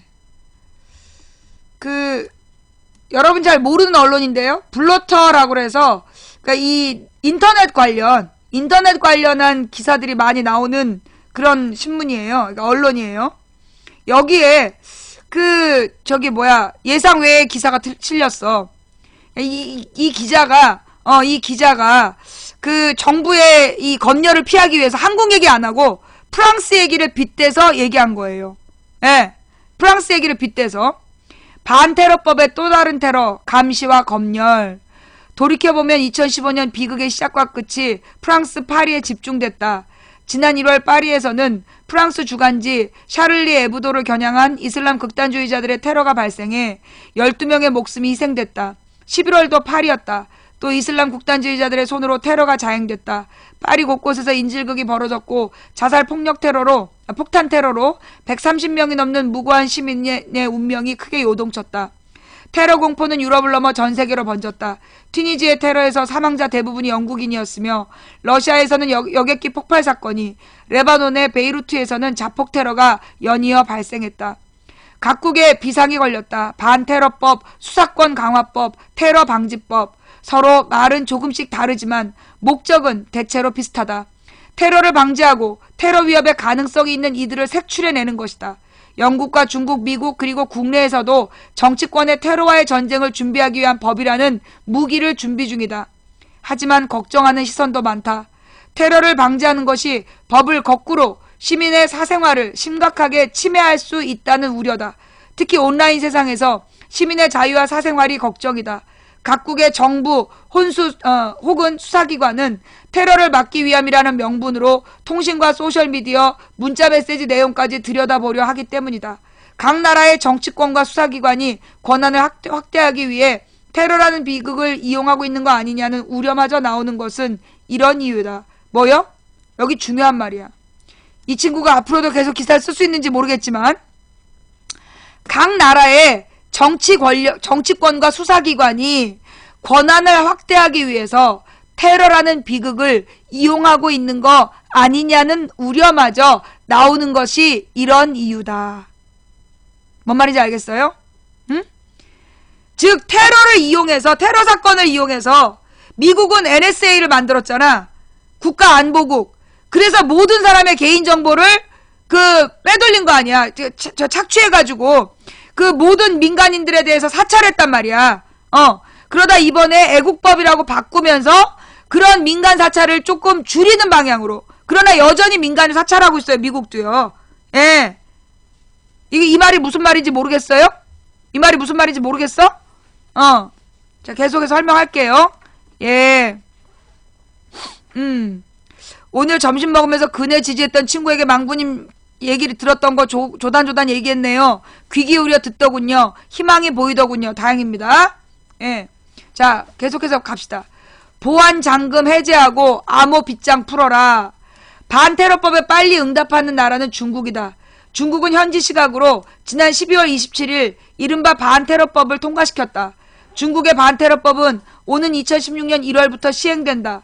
중국에서 통신과 인터넷 서비스를 제공 중인 업체는 보코화를 포함한 기술적인 지원을 할 것. 중국에서 통과된 반테러법의 핵심이다. 쉽게 말해서 사용자와 사용자가 주고받는 암호화된 통신 또는 메시지를 중국 정부가 원할 때 복호화해 볼 수 있어야 한다는 내용이다. 복호화가 아마 암호를 풀어서 볼 수 있다는 얘기인가 봐. 중국은 이를 위해 무력을 행사할 수 있는 새로운 반테러 기관과 국가정보기관을 마련한다는 방침이다. 테러와의 전쟁에서 중국은 다소 극단적인 사례다. 다른 나라에서도 반테러법이 통과된 것은 아니다. 하지만 움직임은 비슷하다. 영국에서는 지난 11월 이른바 수사권 강화법이 발의됐다. 영국 수사기관의 권한을 강화한다는 내용의 골자다. 논란이 된 부분은 문자메시지와 암호화 기술이다. 영국의 수사권 강화법에는 문자메시지를 서비스 중인 업체가 사용자가 주고받은 메시지의 암호를 해독할 능력을 갖춰야 된다는 내용을 담고 있다. 말하자면 애플은 현재 종단간 암호화 기술을 적용해 i메시지 서비스 중인데 애플이 이를 복호화할 수 있는 암호 키를 갖고 있어야 한다는 뜻이다. 필요에 따라 수사기관이 들여다볼 수 있도록 하기 위함이다. 영국에선 이 법안을 둘러싸고 애플 등 기술업체가 정면으로 충돌한 상태다. 사실 많은 사람들이 애플을 쓰는 이유가 이거잖아. i메시지로 주고받는 내용은 훔쳐볼 수 없다. 그래서 애플을 쓰는 건데 그 내용을 애플이 암호를 킬 수 있도록 암호를 끌 수 있도록 그 기술을 제공하라 이렇게 요구해서 영국에서도 문제가 됐다. 미국에서는 소셜미디어를 활용한 새로운 테러가 방지 기술을 새로운 테러 방지 기술을 시험하려는 움직임이 포착됐다. 지난 12월 14일 월스트리트 보도에 따르면 미국의 국토안보국 즉 NSA는 입국 심사 과정에서 사용자의 소셜미디어 계정을 활용할 계획이라고 한다. 페이스북이 대표적이다. 페이스북에서 누구와 대화를 나눴는지 어떤 인물과 친구인지를 분석해 잠재적 테러 위험 인물을 속아내겠다는 방침이다. 실제로 미 국토안보국이 이 규정을 입국 심사에 도입할 것인지는 아직 알려져 있지 않았다. 하지만 소셜미디어에 개인이 담긴 데이터가 신원을 증명하는 수단이 될 수 있음을 시사하는 이름은 분명하다. 국내에서도 영국의 수사권 강화 법안과 비슷한 맥락의 법안이 19대 국회에 발의된 상태다. 파리에서 테러가 발생한 이후 12월 들어 12개 법안이 국회에 발의됐다. 이 중 4개는 사이버 테러 방지법이고 하나는 통신비밀보호법 개정안이다. 사이버 테러 방지법에 따르면 국가정보원은 국내 서비스를 이용하는 IT 업체의 데이터에 접근할 수 있다. 야, 테러범이 테러하게? 테러범이 테러하게? 지금 국정원이 우리 민간인 가정에게 테러한 거 지금 처벌도 안 하고 지금 뭐 하자는 거야? 사이버 테러를 니네가 어떻게 방지해? 테러범이 테러 방지하겠다는 거야 지금? 소프트웨어나 인터넷 사업자가 자사 보안의 취약점을 국정원에 보고하게 돼 있기 때문이다. 목적은 외부의 위협을 차단하기 위해 정보를 수집하고 취약점을 관리하는 것이지만 사실상 관리감독자의 권한이 국정원으로 넘어갈 수 있다는 점에서 매우 우려되는 부분이다. 만약 업체가 취약점을 보고하지 않으면 형사처분의 대상이 될 수 있다. 형사처분의 대상이 된다. 통신비밀보호법도 사생활 침해가 우려되는 것은 물론이다. 박민식 새누리당 의원이 대표로 발의한 역시 통신비밀보호법 일부 개정 법률안의 핵심은 통신사가 의무적으로 감청 설비를 갖추도록 한다는 내용을 담고 있다. 쉽게 말해 카카오톡 서비스 중인 카카오가 수사기관의 요청에 대비해 감청 장비를 의무적으로 갖춰야 한다는 것이다. 우리나라도 테러의 안전지대가 아니다라는 문장이 등장한 것도 이때부터였다. 연초부터 시작되는 전 세계로 확산된 테러의 공포가 국회를 움직인 꼴이다. 글로벌로 확산되는 테러방지법을 반대하는 목소리가 드높다. 주로 2가지 이유를 들 수 있다. 하나는 실효성의 문제이고 다른 하나는 사이버 세상의 개인 프라이버시와 연관된 얘기다. 실효성이 낮을 것이라고 주장하는 까닭은 이 같은 법안이 그간의 정책을 중언부언하고 있기 때문이다. 대표적인 것이 미래창조과학부의 사이버안전센터 운영 규정이다. 미래부는 운영 규정에서 이미 사이버 공격을 바이러스나 서비스 방해 등 전자적 수단을 통한 공격이라고 정의하고 있다. 국회에 발의된 사이버 테러 방지법이 말하고자 하는 바와 같다. 장혜경 진보넷 활동가는 국내에서도 인터넷 고도화에 따라 정보부처나 수사기관의 경험과 권한이 확대된 상태라며 국정원의 사이버 테러 방지법이 규정하는 것과 완전히 동일한 규정이 미래부에 이미 있는 상황에서 같은 업무 영역을 비밀 정보기관이 갖도록 하는 법안이 무슨 실효성이 있는지 의문이라고 지적했다. 전 세계에 동시에 불고 있는 이 같은 테러 방지법 논란은 테러가 기승을 부리는 틈을 타 국가 권력기관의 권한을 확대하려는 정치권의 꼼수라는 지적이 나온다. 저명한 컴퓨터 보안학자 브루스 슈나이어는 파리 테러가 발생한 직후 그의 블로그에 올린 게시물을 통해 정치적 감시는 정치적 공포라고 정의했다. 세계 곳곳에서 연이어 테러 사건이 발생했고 테러리즘의 공포에 영향을 받은 각국 정치인들이 서둘러 보여주기식 반테러법을 발의하고 있다는 지적이다.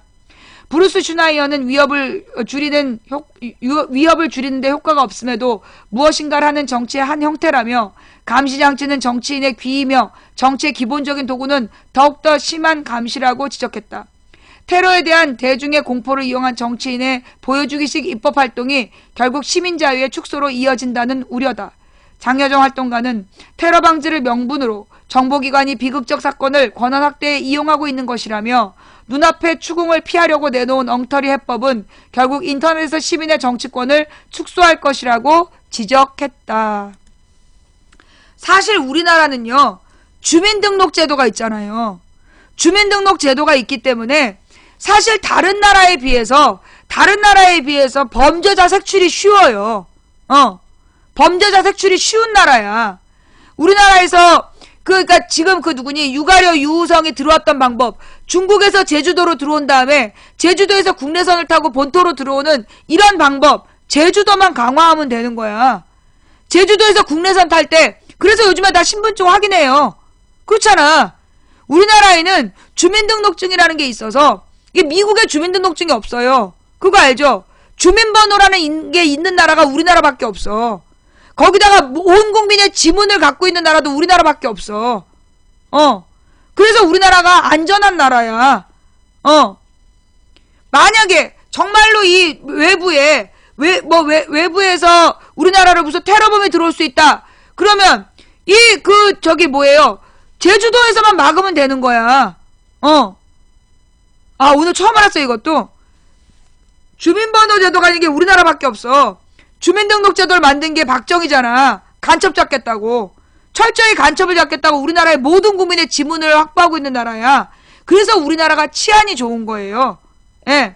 우리나라가 치안 유지가 좋은 게 요즘에 여러분들 밤늦게 친구들하고 술 먹고 돌아다니잖아요. 그럴 수 있는 나라가 전 세계에 드물어. 미국, 호주, 영국, 유럽, 술 먹고 밤에 돌아다닐 수 있는 나라가 드물다니까. 왜냐하면 유럽 같은 경우에는요, 8시가 되면 완전히 그 거리에 아무도 안 다녀. 저녁 8시 정도 되면 거리에 아무도 안 다녀. 다니는 사람 자체가 별로 없어. 그리고 미국 같은 경우에는 밤거리에 뉴욕이라든가, 라스베가스라든가, 이런 데는 밤거리를 다니지만, 그 밤거리 다니다가 다 죽잖아. 총 맞아 죽고. 호주도 마찬가지야. 호주 조금만 변두리로 가면 총기 강도가 많아. 그래서 전 세계에서요, 이렇게 밤늦게 새벽 2시까지 친구들이랑 술 먹고 안전하게 돌아다니는 나라 우리나라밖에 없어. 그러면 박정희가 잘한 거네요. 다른 말로 테러 방지법이 필요 없다고. 우리나라는 이미 주민등록제도가 있기 때문에 그래서 치안이 유지되는 거야. 우리나라는 주민등록제도가 있기 때문에 치안이 유지되고 있다고. 그렇기 때문에 테러 방지법이 필요 없는 거야. 결국은 뭐냐? 그 외부에서 들어오는 길목만 관리하면 되는 건데 테러 방지법을 기어이 만들어서 보겠다는 게 뭐겠어? 결국 내국인들 감시하는 용이야, 저거. 모든 나라의 테러 방지법은 내국인 감시용이에요. 뭔 말인지 알아? 결국 테러라는 공포와 비극을 팔아서 결국 자기들과 의견이 다른 국민들을 감시하고 핍박하려는, 그래서 얘네들이 뭘 노리느냐면 민간인들, 여러분들의 카톡을 들여다보는 거야. 여러분들이 무슨 초등학교 동창하고 야한 농담 주고받았다. 바로 이걸로 여러분 협박 들어온다는 얘기예요. 여러분들이 개인적으로 주고받는 비밀스러운 내용들, 친구들하고 비밀 얘기한 거, 그거 다 보고 있다는 얘기야. 그래서 내가 카톡을 못해요. 저한테 카톡 안 하냐는 분들 계시는데 저는 카톡을 지금 안 한 지 2년 됐어요. 예, 카톡을 없앤 지 2년 됐어. 왜냐면 이 카톡이라는 게 내가 전화번호를 갖고 있는 5,000명인데 5,000명이 카톡으로 다 뜬단 말이야. 그럼 그 사람들까지 전부 다 감시 대상이 돼. 실제로 지난번 통진당 당원들 수사할 때요.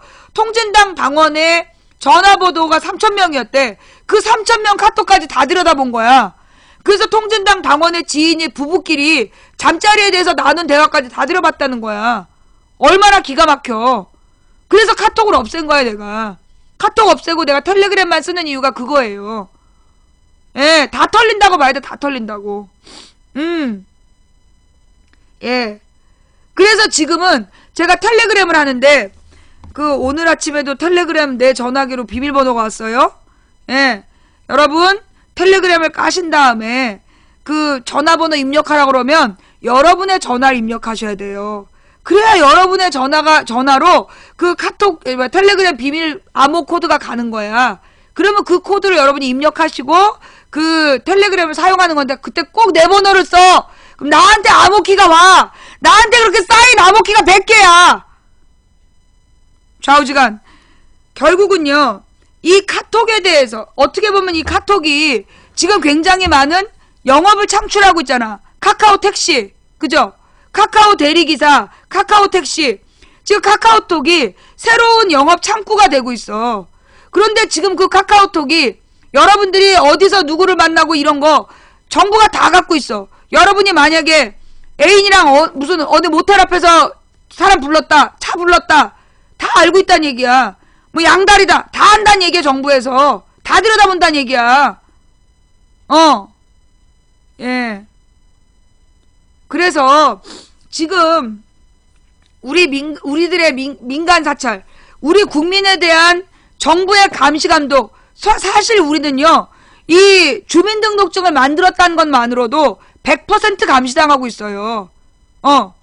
뭔데? 우리는 지문으로 전부 다 감시당해. 그 지문이 없는 애들이 테러범인 거 아니야. 그죠? 예. 솔직히 얘기해서 테러방지법 필요 없고, 이상한 애들한테 뭐가 필요하냐? 여러분 지금 외국에서는요, 아니, 요즘에 지문인식 키 있잖아. 그죠? 지문인식 키가 있잖아. 뭔가 수상한 애들은요, 경찰들이 그런 거 하나씩 갖고 있으면 되는 거야. 여기다 엄지손가락 대세요. 그래서 엄지손가락 대면 얘 정보가 딱 뜨면 이걸로 끝나는 거야. 정보 안 뜨면 얘는 조사하면 되는 거잖아. 주민등록제도가 있는데 뭐하러 그걸 만들어? 내가 볼 때 그래서 테러방지법 얘기하면서 그래서 지금 주민등록제 없앤다는 것 같아. 주민등록제 대체하겠다. 우리는 지금 주민등록에 모든 지문이 들어있기 때문에, 예. 안 뜨면 수상한 놈이잖아. 왜냐하면 주민등록은 정부기관에 등록되는 건데, 이걸 주민등록증은 가짜로 만들 수 있어. 가짜로 만들 수 있지만, 경찰들이 지문인식기만 하나 갖고 다니면, 하다못해 아이폰도 지문인식 되는데, 그래도 뭔가 수상한 애가 있어. 외국인인데 뭔가 가방 들고 이상한 짓을 해. 너 여기 지문 대봐. 아니면 한국인 같아. 말을 못 알아듣는 것 같아. 지문 대봐. 지문 없으면 그거 간첩 아니야. 그럼 되는 거 아니에요. 예. 그런데 주민번호 털렸다면서 주민등록 체제를 없애겠다. 테러방지법 만들려고 지금 밑박가는 거 아니야? 주민등록 번호는 중요하지 않아요. 주민등록 번호는 중요하지 않아. 그러나 지금 정부는 우리 모든 국민의 지문을 전자로 가지고 있어. 우리나라가 치안이 유리한 게 그래서 그렇다니까. 범인 잡는 거 아주 쉬워요. 모든 국민의 지문을 갖고 있는 나라야. 여러분 미국 드라마 봐. 수사 드라마에 보면 지문이 없어. 지문이. 일반인의 지문이 없기 때문에 범인 잡는 게 되게 어려워요. 그래서 베라벨 수단을 다 쓰잖아. 컵에다 물 갖다 주고 마셔라. 그래갖고 DNA나 지문 따고 그러잖아. 우리는 그냥 다 돼 있다니까? 그 주민등록을 만든 이유가 박정희가 김신조 사건인가 뭔가 북한에서 공비가 쳐들어왔다고. 그래서 모든 국민을 감시하기 위해 만든 게 주민등록제도야. 그런데 범인을 못 잡는 게 대한민국 경찰이지. 안 잡는 거야. 왜? 도둑 들었다라고 얘기하고 신고하잖아. 사람 안 다친 게 어디예요? 그런다니까. 그리고 퍽치기 당했다. 그러면 뭐라 그러는 줄 알아? 아유, 사람이 죽은 것도 아닌데. 여러분 있잖아요. 이거 폭행을 할 때도 지문이 몸에 묻어요. 옷에도 묻고 단추에도 묻고. 그러면 이 사람 옷에 지문 뜨면 범인 바로 잡아. 죽은 것도 아닌데 뭐 퍽치기 정도로 범인 잡냐고 그런다니까. 폭행 사건으로 이가 몇 개가 부러졌는데도 범인 못 잡는데 CCTV 바로 앞에서 그랬는데 CCTV 성능이 안 좋아요. 지랄하는 거지. 우리나라 CCTV가 동전 금액까지 맞춰. 안 잡는 거야 그런 거는. 귀찮아서.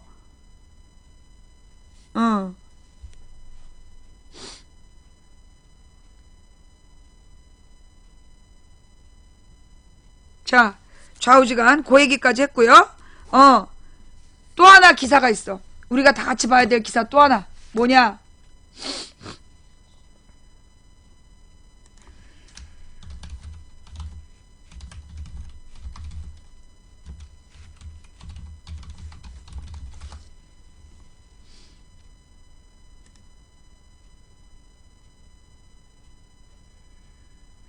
KBS는 못 믿겠어.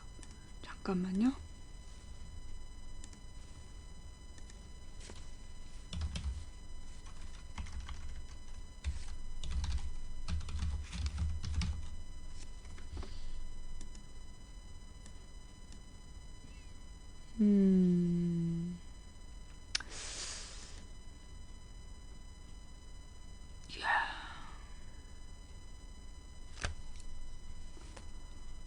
믿을만한 뉴스가 없네. 믿을만한 뉴스가.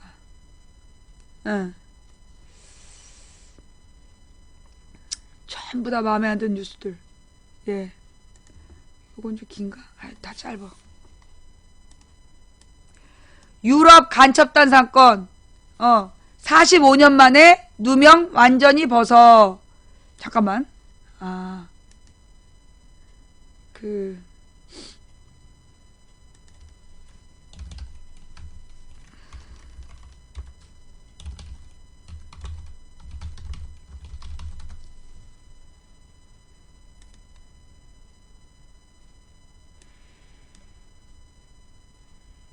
이렇게 하니까 나오는구나.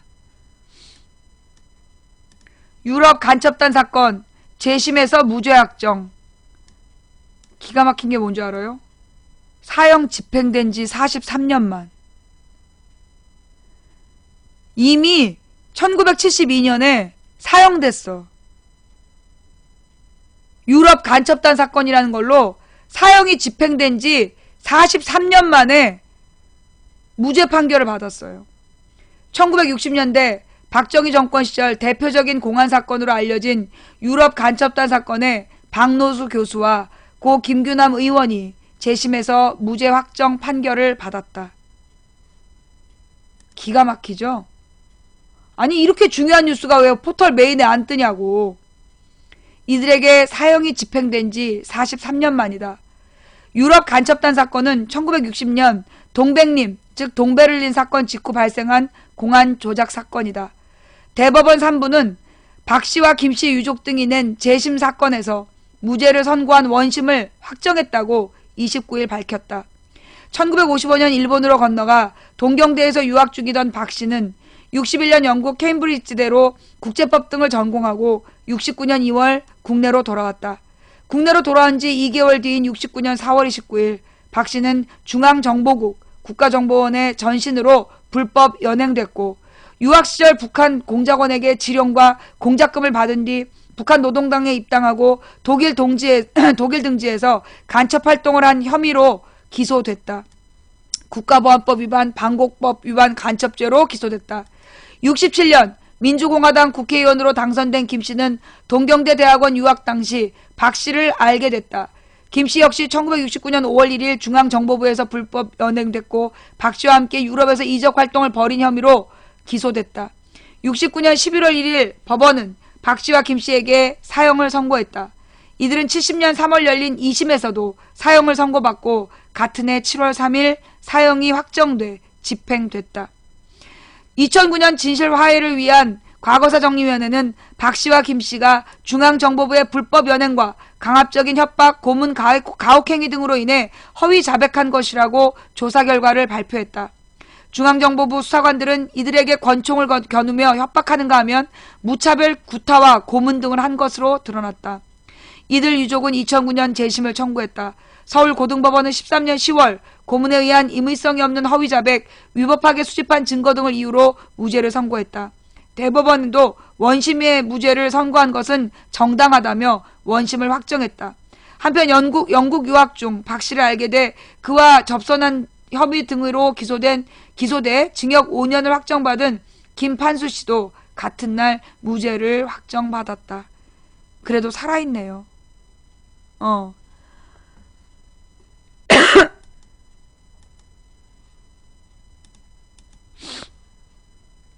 기가 막히죠?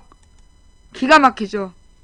박정희 때 그 간첩 사건들이 전부 다 조작이었던 거야. 박정희 때 간첩 사건들이 전부 다 조작이었던 거야. 지금도 이 박근혜 정부에서 유우성을 간첩으로 모르려고 증거 조작하다가 딱 걸렸잖아. 지 아버지한테 배운 대로 한다니까? 박근혜가? 여러분, 테러 방지법이 통과되면 지 아버지가 했던 대로 멀쩡한 민주주의자 잡아다가 테러범으로 몰아서 이게 테러 방지법이 되면요. 테러 용의자는 고문도 해요. 미국도 고문했어. 그게 미국 상원에서 문제가 됐잖아. 미군이 테러 용의자를 고문했다. 이게 상원의원의 그 보고서로 공개가 돼가지고 그 NSA 법이 바뀐 거야. 지금 이석기도 솔직히 이석기가 북한에 가서 접선을 하거나 북한 노동당에 가입했다 이걸로 지금 처벌받고 있는 게 아니에요. 북한을 찬양했다. 북한 체제를 찬양하고 북한의 지도자를 찬양했다. 찬양 고무죄로 지금 징역 살고 있는 거야. 찬양 고무죄로 처벌받을 거면 박근혜도 찬양 고무죄로 처벌받아야 돼. 이적 표현물 찬양 고무죄로. 이석기가 유죄면 박근혜도 유죄예요. 국가보안법의 문제는 지네들이 마음에 안 드는 사람만 유죄를 주는 거야. 지금 국가보안법 제대로 적용하면 조선일보도 문 닫고 동아일보도 문 닫아야 돼. 재벌들도 전부 다 잡혀 들어가야 된다니까. 나는 이석기를 석방하라고 얘기하는 게 아니에요. 이석기를 잡아두려면 박근혜도 조선일보도 동아일보도 재벌 새끼들도 다 잡아 넣으라는 거야. 김정일도 참인간이십니다 이러면서 찬양한 새끼들. 그 새끼들 왜 처벌 안 하냐고. 나는 김정일 개새끼 김정은 개새끼 할 수 있어. 근데 그 개새끼하고 개새끼가 약속을 지킬 진실한 사람이라고 하면 박근혜 왜 처벌 안 하냐고. 법이 법다우려면 동일 범죄는 똑같이 처벌해야 되는 거야. 여러분, 저 가족들 얼마나 기가 막히겠어요. 72년도에 사형이 집행됐어. 고문당해서 간첩으로 내몰리고 죽었어. 사형을 당했어. 지금 박근혜 정부의 법원이 그 시절의 법원이 했던 짓을 똑같이 하려고 그래요. 지금 대법원에서 선배들 어렵게 하는 판결하지 마라 협박하면서 그 시절의 법원으로 돌아가려고 하고 있는 거야. 판사들이 들고 일어나야 돼. 검찰총장, 저 쓰레기 같은 검찰총장 앉혀놓고 대한민국 검찰들, 솔직히 내가 검찰 많이 만나봤잖아. 대한민국 검찰들요, 이 사람들 나름 자부심 갖고 있는 사람들이야. 특히 말단 검사들은요, 말단에 있는 젊은 20, 30대 검사들은 사명감도 갖고 있어. 그리고 나쁜 놈들 잡아넣는다는 자부심 갖고 일하는 검사들이야. 그런 애들한테 재벌들이 돈으로 그 부패시키고 꼬셔가지고 비싼 로펌으로 데려가서 병들게 하는 거 아니야. 그런데 그래도 자부심을 가지고 공무원의 박복에 시달리면서 나쁜 놈들한테 협박당하는 검사들, 저 쓰레기 같은 검찰총장이 그들의 얼굴에 먹칠하고 있어. 검사들이 들고 일어나야 되는 거야. 대한민국의 군인들, 우리 조카가 군대 갔잖아. 군인들 중에 진짜 군인들이 있어요. 정말 군인 정신으로 사는 사람들, 군인으로서 자부심을 갖고 사는 사람들이 있어. 그런데 그런 군인들의 얼굴에 지금 국방 방위산업 비리하는 박근혜 측근들, 그들이 문제 아니야. 이명박 측근들이 문제이고. 그런 새끼들 처벌하라고 군대에서 들고 일어나야 되는 거야. 누가 더 보수냐? 누가 더 보수야? 나는 법을 지키고 원칙을 지켜야 된다고 생각해. 법과 원칙, 헌법을 무시하고 나라를 쑥대밭으로 만드는 박근혜 지지자들이 절대 보수일 수 없어. 그들은 이익 집단일 뿐이야. 그들은 보수가 아니라 친일 이익 집단이야. 우린 분명히 용어를 정리하자고요. 새누리당은 보수 정당이 아니야. 친일 이익 집단이야. 친일 매국 이익 집단. 친일 친재벌 매국 집단. 우리는 그들로부터 대한민국 민주주의를 지켜야 됩니다. 그 다음에 말이에요. 내가 요 며칠 동안 언론을 계속 감시 중에 있는데 이 언론이 이런 말 합니다. 내년 선거를 야당이 정권 심판으로 몰고 가면 안 된대. 지금 어차피 내년 선거가 지금 박근혜 정부에서 짜놓은 판은 정권 심판이 통하지 않고 국회 심판으로 갈 것이기 때문에 야당이 정권 심판 구도로 가면 안 된다는 거야. 그렇게 지금 언론들이 막 주장하고 있어요. 여러분, 아이들 교과서에 선거의 기능이라고 있어요. 지금 어떻게 가르치는지 모르겠어요. 노무현 때 가르쳤던 내용인데 노무현 정부 때 우리가 가르쳤던 교과서에 선거의 기능에 뭐가 있냐? 정권을 심판한다는 기능이 있어요.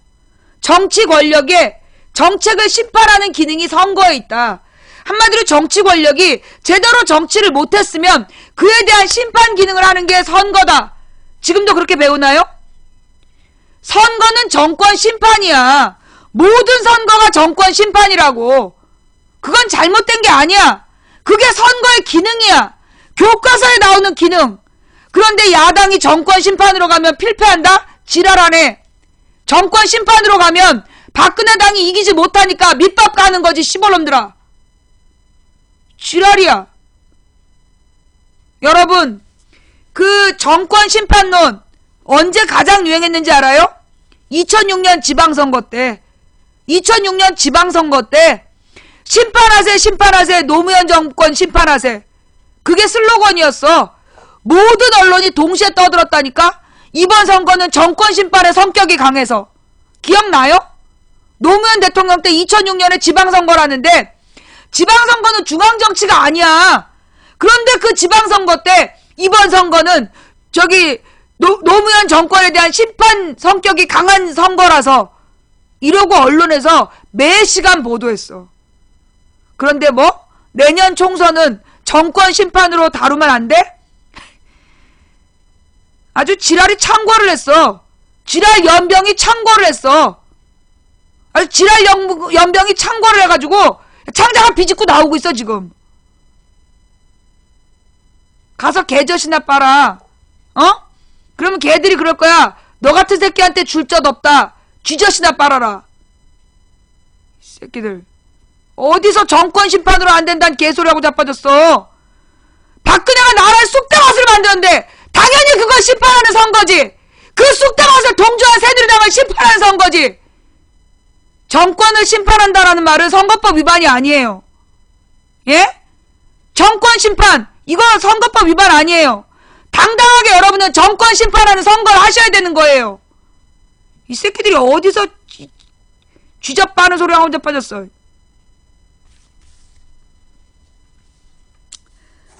자, 내가 꼭 하고 싶은 얘기가 있는데 참는 거야. 내가 한 여자에 대한 얘기를 하고 싶어. 누군지는 말하지 말고 들어. 나는 그 여자가 기본적으로 정치를 너무나 모르기 때문에 그 여자한테 큰일을 맡기면 안 된다는 게 내 주장이었어. 그래서 그 여자한테 뭐 맡기면 안 된다. 너무 띄워주더라고. 그래서 사고를 크게 쳤어. 사고를 크게 쳐가지고 박근혜는 아니야. 박근혜는 아니고 요 최근의 일이야. 누군지는 묻지 마. 정치를 모르는데 어떻게 정치 홍보를 해?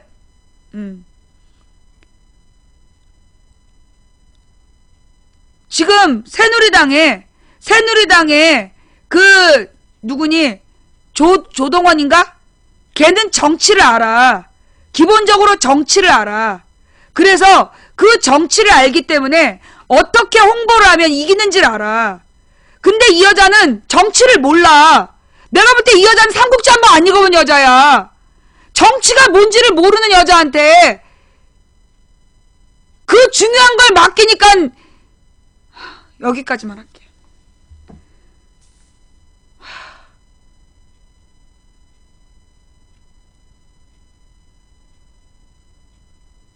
지금 더불어민주당, 응? 더불어민주당 난리가 났어요. 약자로 더민주당. 이렇게 모른다니까. 더민주당을 쓸 수 없다는 걸 모르고 지금 약칭을 만들었어. 이게 그 사람의 한계야. 어? 희망민주당, 더불어민주당. 그래놓고 자기는 민주소나무당의 전율. 야, 난 진짜 너한테 전율이 돼. 내가 소나무당으로 하면 내가 아주 당에다 불 지르려고 그랬어. 어?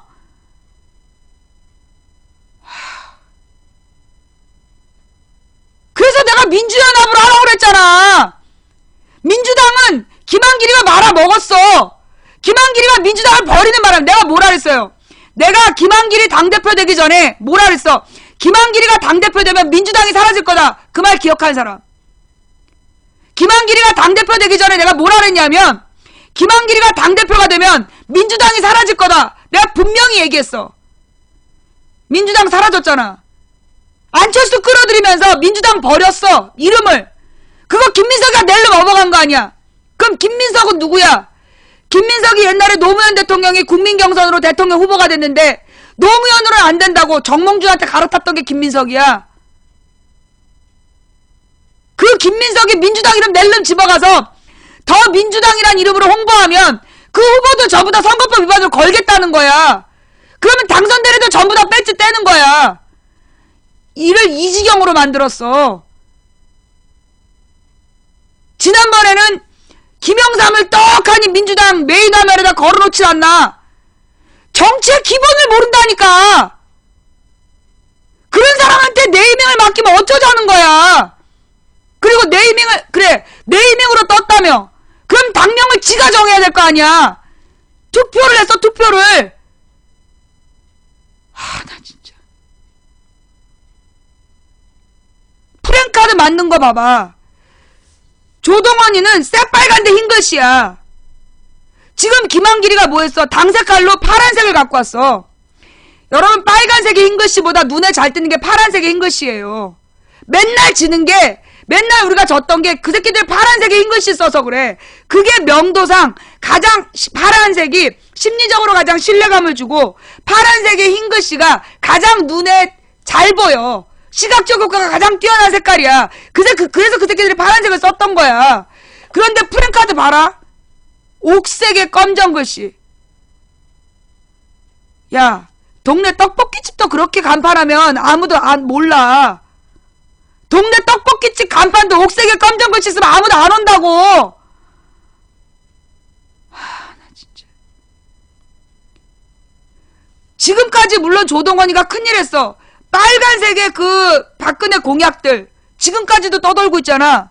눈에 들어갖고 사람들 다 사진 찍어놨던 거 한꺼번에 모아서 지금 박근혜 발목 잡고 있잖아. 빨간색 그 프랭카드들이. 그만큼 눈에 잘 띈다는 거야.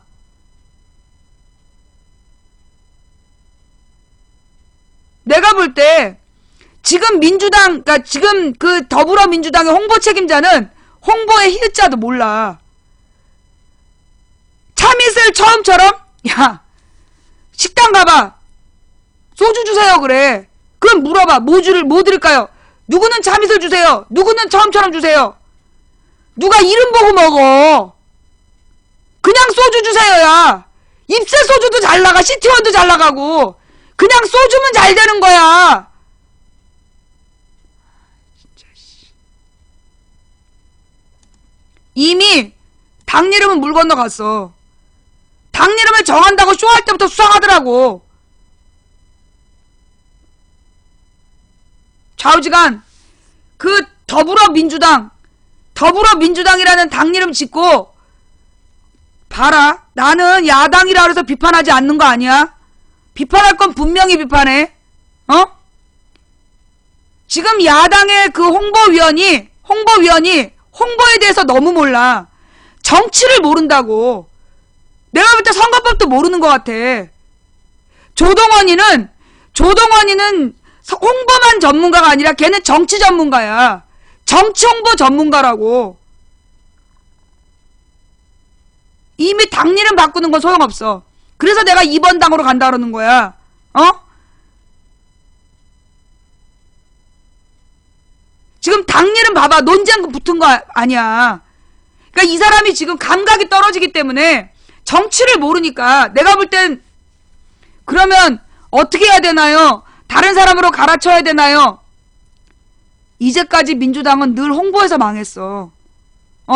이제까지 민주당은 언제나 홍보에서 망했어. 홍보로 뭘 하려고 그러지 마. 이제까지 민주당은 늘 홍보에서 망했다고. 그럼 민주당이 성공하는 방법은 뭐냐?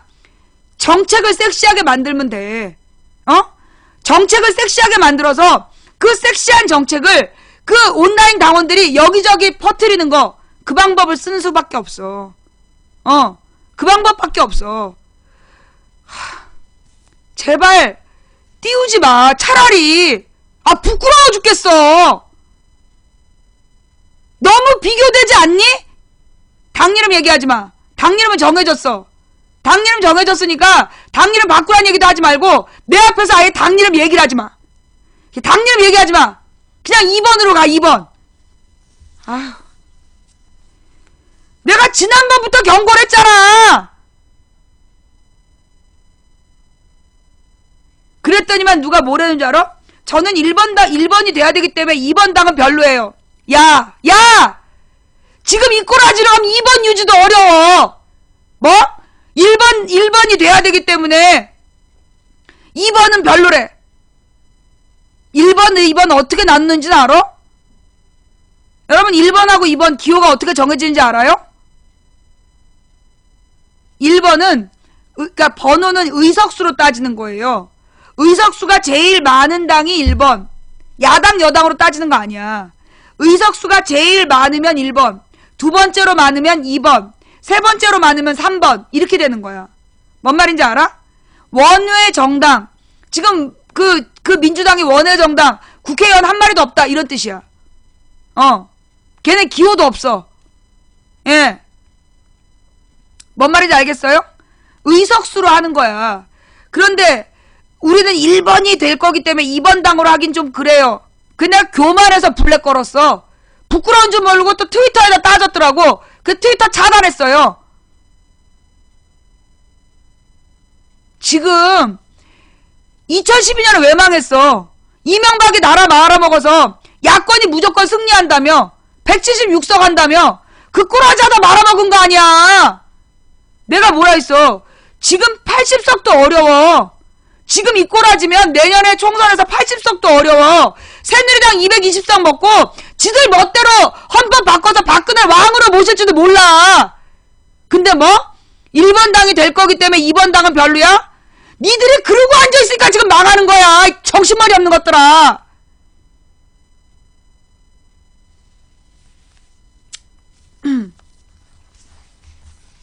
여기까지 할게요. 예. 내가 볼 때 프랭카드 이런 거 그 사람한테 다 맡기면 안 돼. 내가 옛날에 그 강금실이 2번 시장 후보였던 적이 있었어. 강금실이 열린우리당 때였지. 1번이었겠네. 강금실이 시장 후보였어. 근데 내가 그때 뭐라 그랬냐. 서울이니까 강금실로 가라 그랬어. 서울이니까 강금실 그렇게 가자. 왜?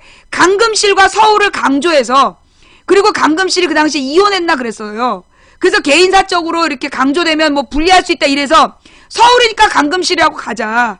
그러면 서울이라는 어떤 도시의 특성 그리고 강금실이라는 어떤 빛나는 특성 이걸 매치시키면 된다. 그래서 서울이니까 강금실로 가자. 잘렸어. 이유가 뭔지 알아? 강금실은 대통령 후보이기 때문에 서울에 가둘 수 없다고. 지랄. 그래서 보람이가 꿈꾸는 서울 시커먼데 보라색으로 막 글씨 쓰고 지랄 연병하다가 말아먹고. 늘 주변에 있는 사람들이 문제야. 주변에 있는 애들이 지나치게 헛꿈을 꾸고, 그때 강금실이 서울이니까 강금실 그랬다면 나는 서울시장 강금실이 분명히, 왜냐? 지방선거는 후보가 너무 많아. 누가 후보인지도 몰라. 그래서 서울이니까 강금실, 서울시장 후보 강금실, 그렇게 가라고 그런 거였어. 야, 동네 구의원, 시의원 5번 당선시키는 게 쉬운 줄 알아? 어? 동네 구의원, 시의원 5번 당선시키는 거 쉬운 줄 아냐고. 동네 사람들 여론 다 봐서 제일 마음에 드는 그거 카피 끝 고르는 거, 그게 쉬운 줄 알아? 내가 선거 9번, 10번 해본 사람이야. 선거를 해본 적 없는 사람한테 선거를 맡기면 필패예요. 조동원이는 정치를 알아. 그래서 조동원이는 통하는 거야. 조동원에 맞서서 손혜원? 그 생각 누가 한 거냐? 난 그 생각한 놈을 문재인이 잘라야 된다고 봐. 조동원에 맞설 우리의 무기 손혜원이라고 데려온 사람을 문재인이 잘라야 돼. 걔가 당을 망쳐 지금. 그 옥색과 하늘색의 애매한 중간색에다가 깜장색으로 글씨를 잔뜩 써. 프랭카드 한 번도 안 만들어봤어? 어? 동네 떡볶이집도 프랭카드 그렇게 안 만들어. 메뉴판이야? 신뢰 걸린 메뉴판이야? 프랭카드에는 16자 넘어가면 안 돼. 그거 상식 아니냐? 대학생들 프랭카드 만들 때도 상식이야. 16자 안 넘어가기. 나 진짜.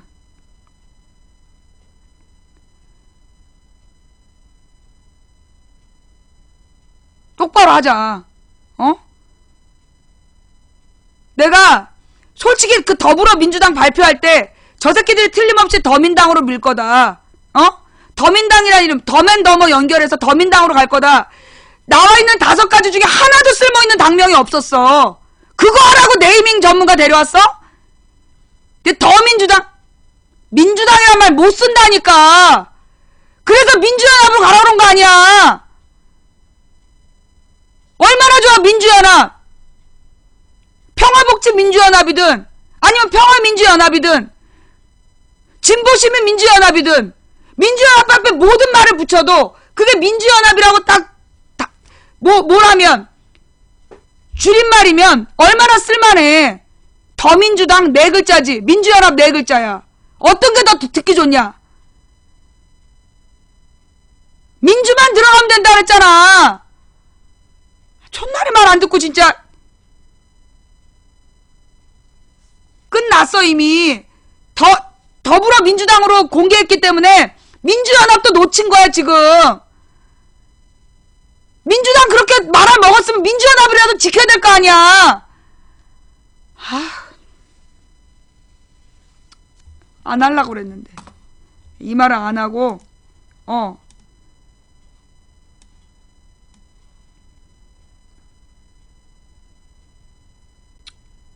그나마 5개 중에 제일 난 게 더불어민주당이야.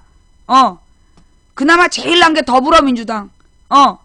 그니까 더불어민주당으로 불러. 더불어민주당이 그나마 제일 나니까 더불어민주당이라고 부르고, 더민주당이라는 표현을 쓰면 그거 김민석이가 선거법으로 걸어서 후보들 다 떨어뜨릴 수 있어.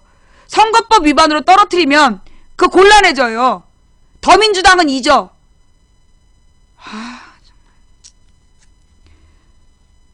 내가 지난번에도 손혜원을 비판했더니 그 망치부인 너무나 막말하는 거 나 막말 부인이야. 막말해서 망치 부인인 거 몰라? 막말 망치. 나 원래 망치 부인이야.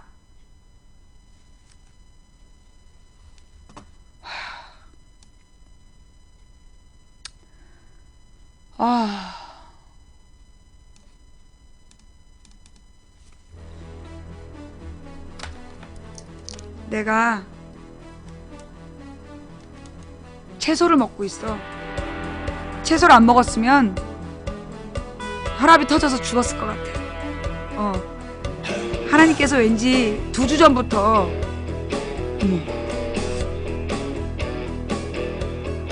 그러고 보니까 내가 4월 16일이 2주 동안 그 채소 먹고 세월호 터졌잖아.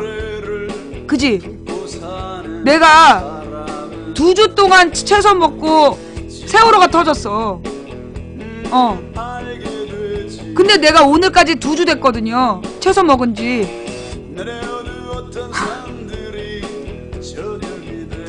아마 하나님께서는 2주 후에 벌어질 일을 미리 보시고 우리 망치를 살려야 된다.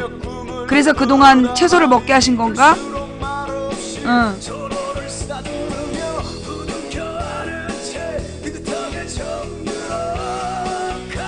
아니, 여러분 증거를 봤잖아요. 내가 헛소리 하는 게 아니잖아. 지난 2주 전에 갑자기 내가 채소를 먹어야 된다는 사인을 받았다. 그런데 채소가 도착했다. 보여줬잖아.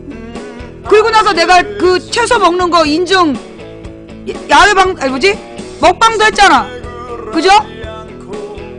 그리고 2주 만에 이 외교 문제가 터진 거야. 기가 막히죠? 많은 사람들이 고민해. 망치 부인 얘기를 듣다 보면 이상하다고. 정말 저런 일이 발생하고 있느냐? 자, 여러분, 망치 부인 방에서 희한한 거 한 번 이상 봤다 손. 이제까지 망치 부인 방에서 설마 했는데 진짜 이상한 일이 벌어지는 거 본 적 있다 한 번 이상 봤다 손. 망치 부인이 말도 안 되는 예언을 하는데 그 예언이 맞아떨어지는 것부터 해서 이상하게 무슨 일이 벌어질 거야 그러면 그 일이 벌어지는 거 한 번 이상 봤다 손. 4,000명이 증인이야. 이제까지 망치 부인이 예언하면 그게 되는 걸 본 사람이 지금 수천 명이야. 나도 이상하다니까? 자, 물론 못 믿겠어요. 믿지 마. 사실 처음부터 믿으면 그거 이상한 사람이야. 망치 부인을 얼마 보지도 않고 그냥 막 믿으면 그거 이상한 사람이야. 못 믿는 게 당연해. 망치 부인의 과거 방송을 가서 찾아봐. 유튜브에서 망치 부인 11년 9월달부터 망치 부인 방송을 쭉 한번 찾아봐. 그러면 망치 부인이 미리 얘기하고 그게 2, 3주 안에 벌어지는 거를 그 방송에서 찾을 수 있을 거예요.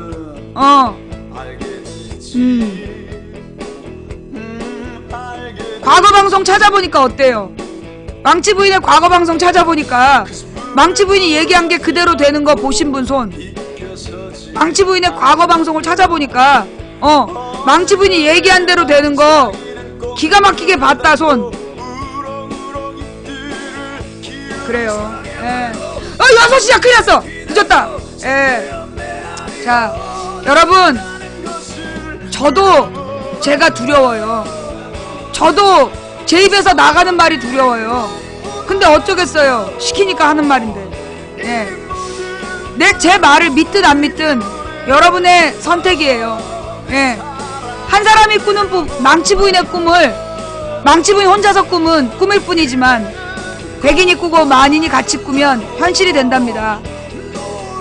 누군가 간절히 소망하면 온 우주가 그의 소망을 위해 움직이기 시작한답니다. 근데 우리 방은 10,000명이 간절히 소망하잖아요? 10,000명 이상이? 우리가 가는 길은 갈만한 길이라서 가는 게 아니라 가야 할 길이라서 가는 거다. 길이 보이지 않으면 길을 만들면 되고 빛이 보이지 않으면 빛이 되면 된다. 기적이 필요하면 기적을 만들면 된다. 지금 우리가 걸어가야 될 길은 기적을 만드는 길 단 하나의 길밖에 없어요. 우리는 이길만 한 싸움을 하는 게 아니야. 이길 수 없는 싸움을 하고 있어요. 근데 왜 싸우냐고요? 이겨야만 하기 때문에. 우리는 이겨야만 하기 때문에 그래서 이 싸움을 하는 겁니다. 인간의 가치는 그가 품고 있는 희망의 질량에 비례한다. 지금까지 망치분이었습니다. 어쩌면 내일 그 정규 생방송을 못할 수도 있어요. 못할 수도 있지만 최선을 다해서 제가 해보도록 노력할 거고요. 내일은 모바일 방송으로 찾아뵙겠습니다. 내일 아침 11시 반부터 모바일 방송 시작할게요. 지금까지 도봉구 창동사는 불량주부 망치분이었습니다. 계속해서 이어서 제 방송 보시기 바라고요. 오늘 함께 해주신 모든 분들께 감사드립니다. 방이 열리자마자 달려와주신 시청자 여러분 사랑합니다. 오시자마자 추천해주신 3,530분께 진심으로 감사를 드립니다. 그리고 후원해주신 한 분 한 분 진심으로 감사를 드립니다. 이 방송 녹음 녹화 떠서 팟캐스트와 유튜브에 올려주시는 풍행국님, 여비고님, 참세상 세월호님 진심으로 감사를 드립니다. 매니저님들 고생하셨습니다. 다음 방송 때까지 건강하시고요. 제가 중국 갑니다. 중국 다녀올게요. 예, 이 대륙의 그 혐한 분위기가 어떤지 제가 직접 가서 한번 느끼고 오겠습니다. 중국 민심 탐방을 하러 가는 거니까 여러분들 믿고 기다려 주시고요. 가능하면 내일 생방송하고요. 아니면 모바일 방송이라도 하겠습니다. 내일은요, 민주주의자 김근태 4주기가 되는 날이에요. 예. 저에게는 정치적인 아버지 같은 분이었고, 정치하는 동안 언제나 깨끗한 정치, 따뜻한 경제를 추구했던 우리 김근태 아저씨, 내일 4주기 행사라서요. 그 4주기 행사 참여하느라고 내일 방송을 못할 수도 있습니다. 양해를 부탁드리면서 오늘 방송 여기까지 할게요. 내일 모바일 방송으로 봬요. 감사합니다. 망치부인이었습니다.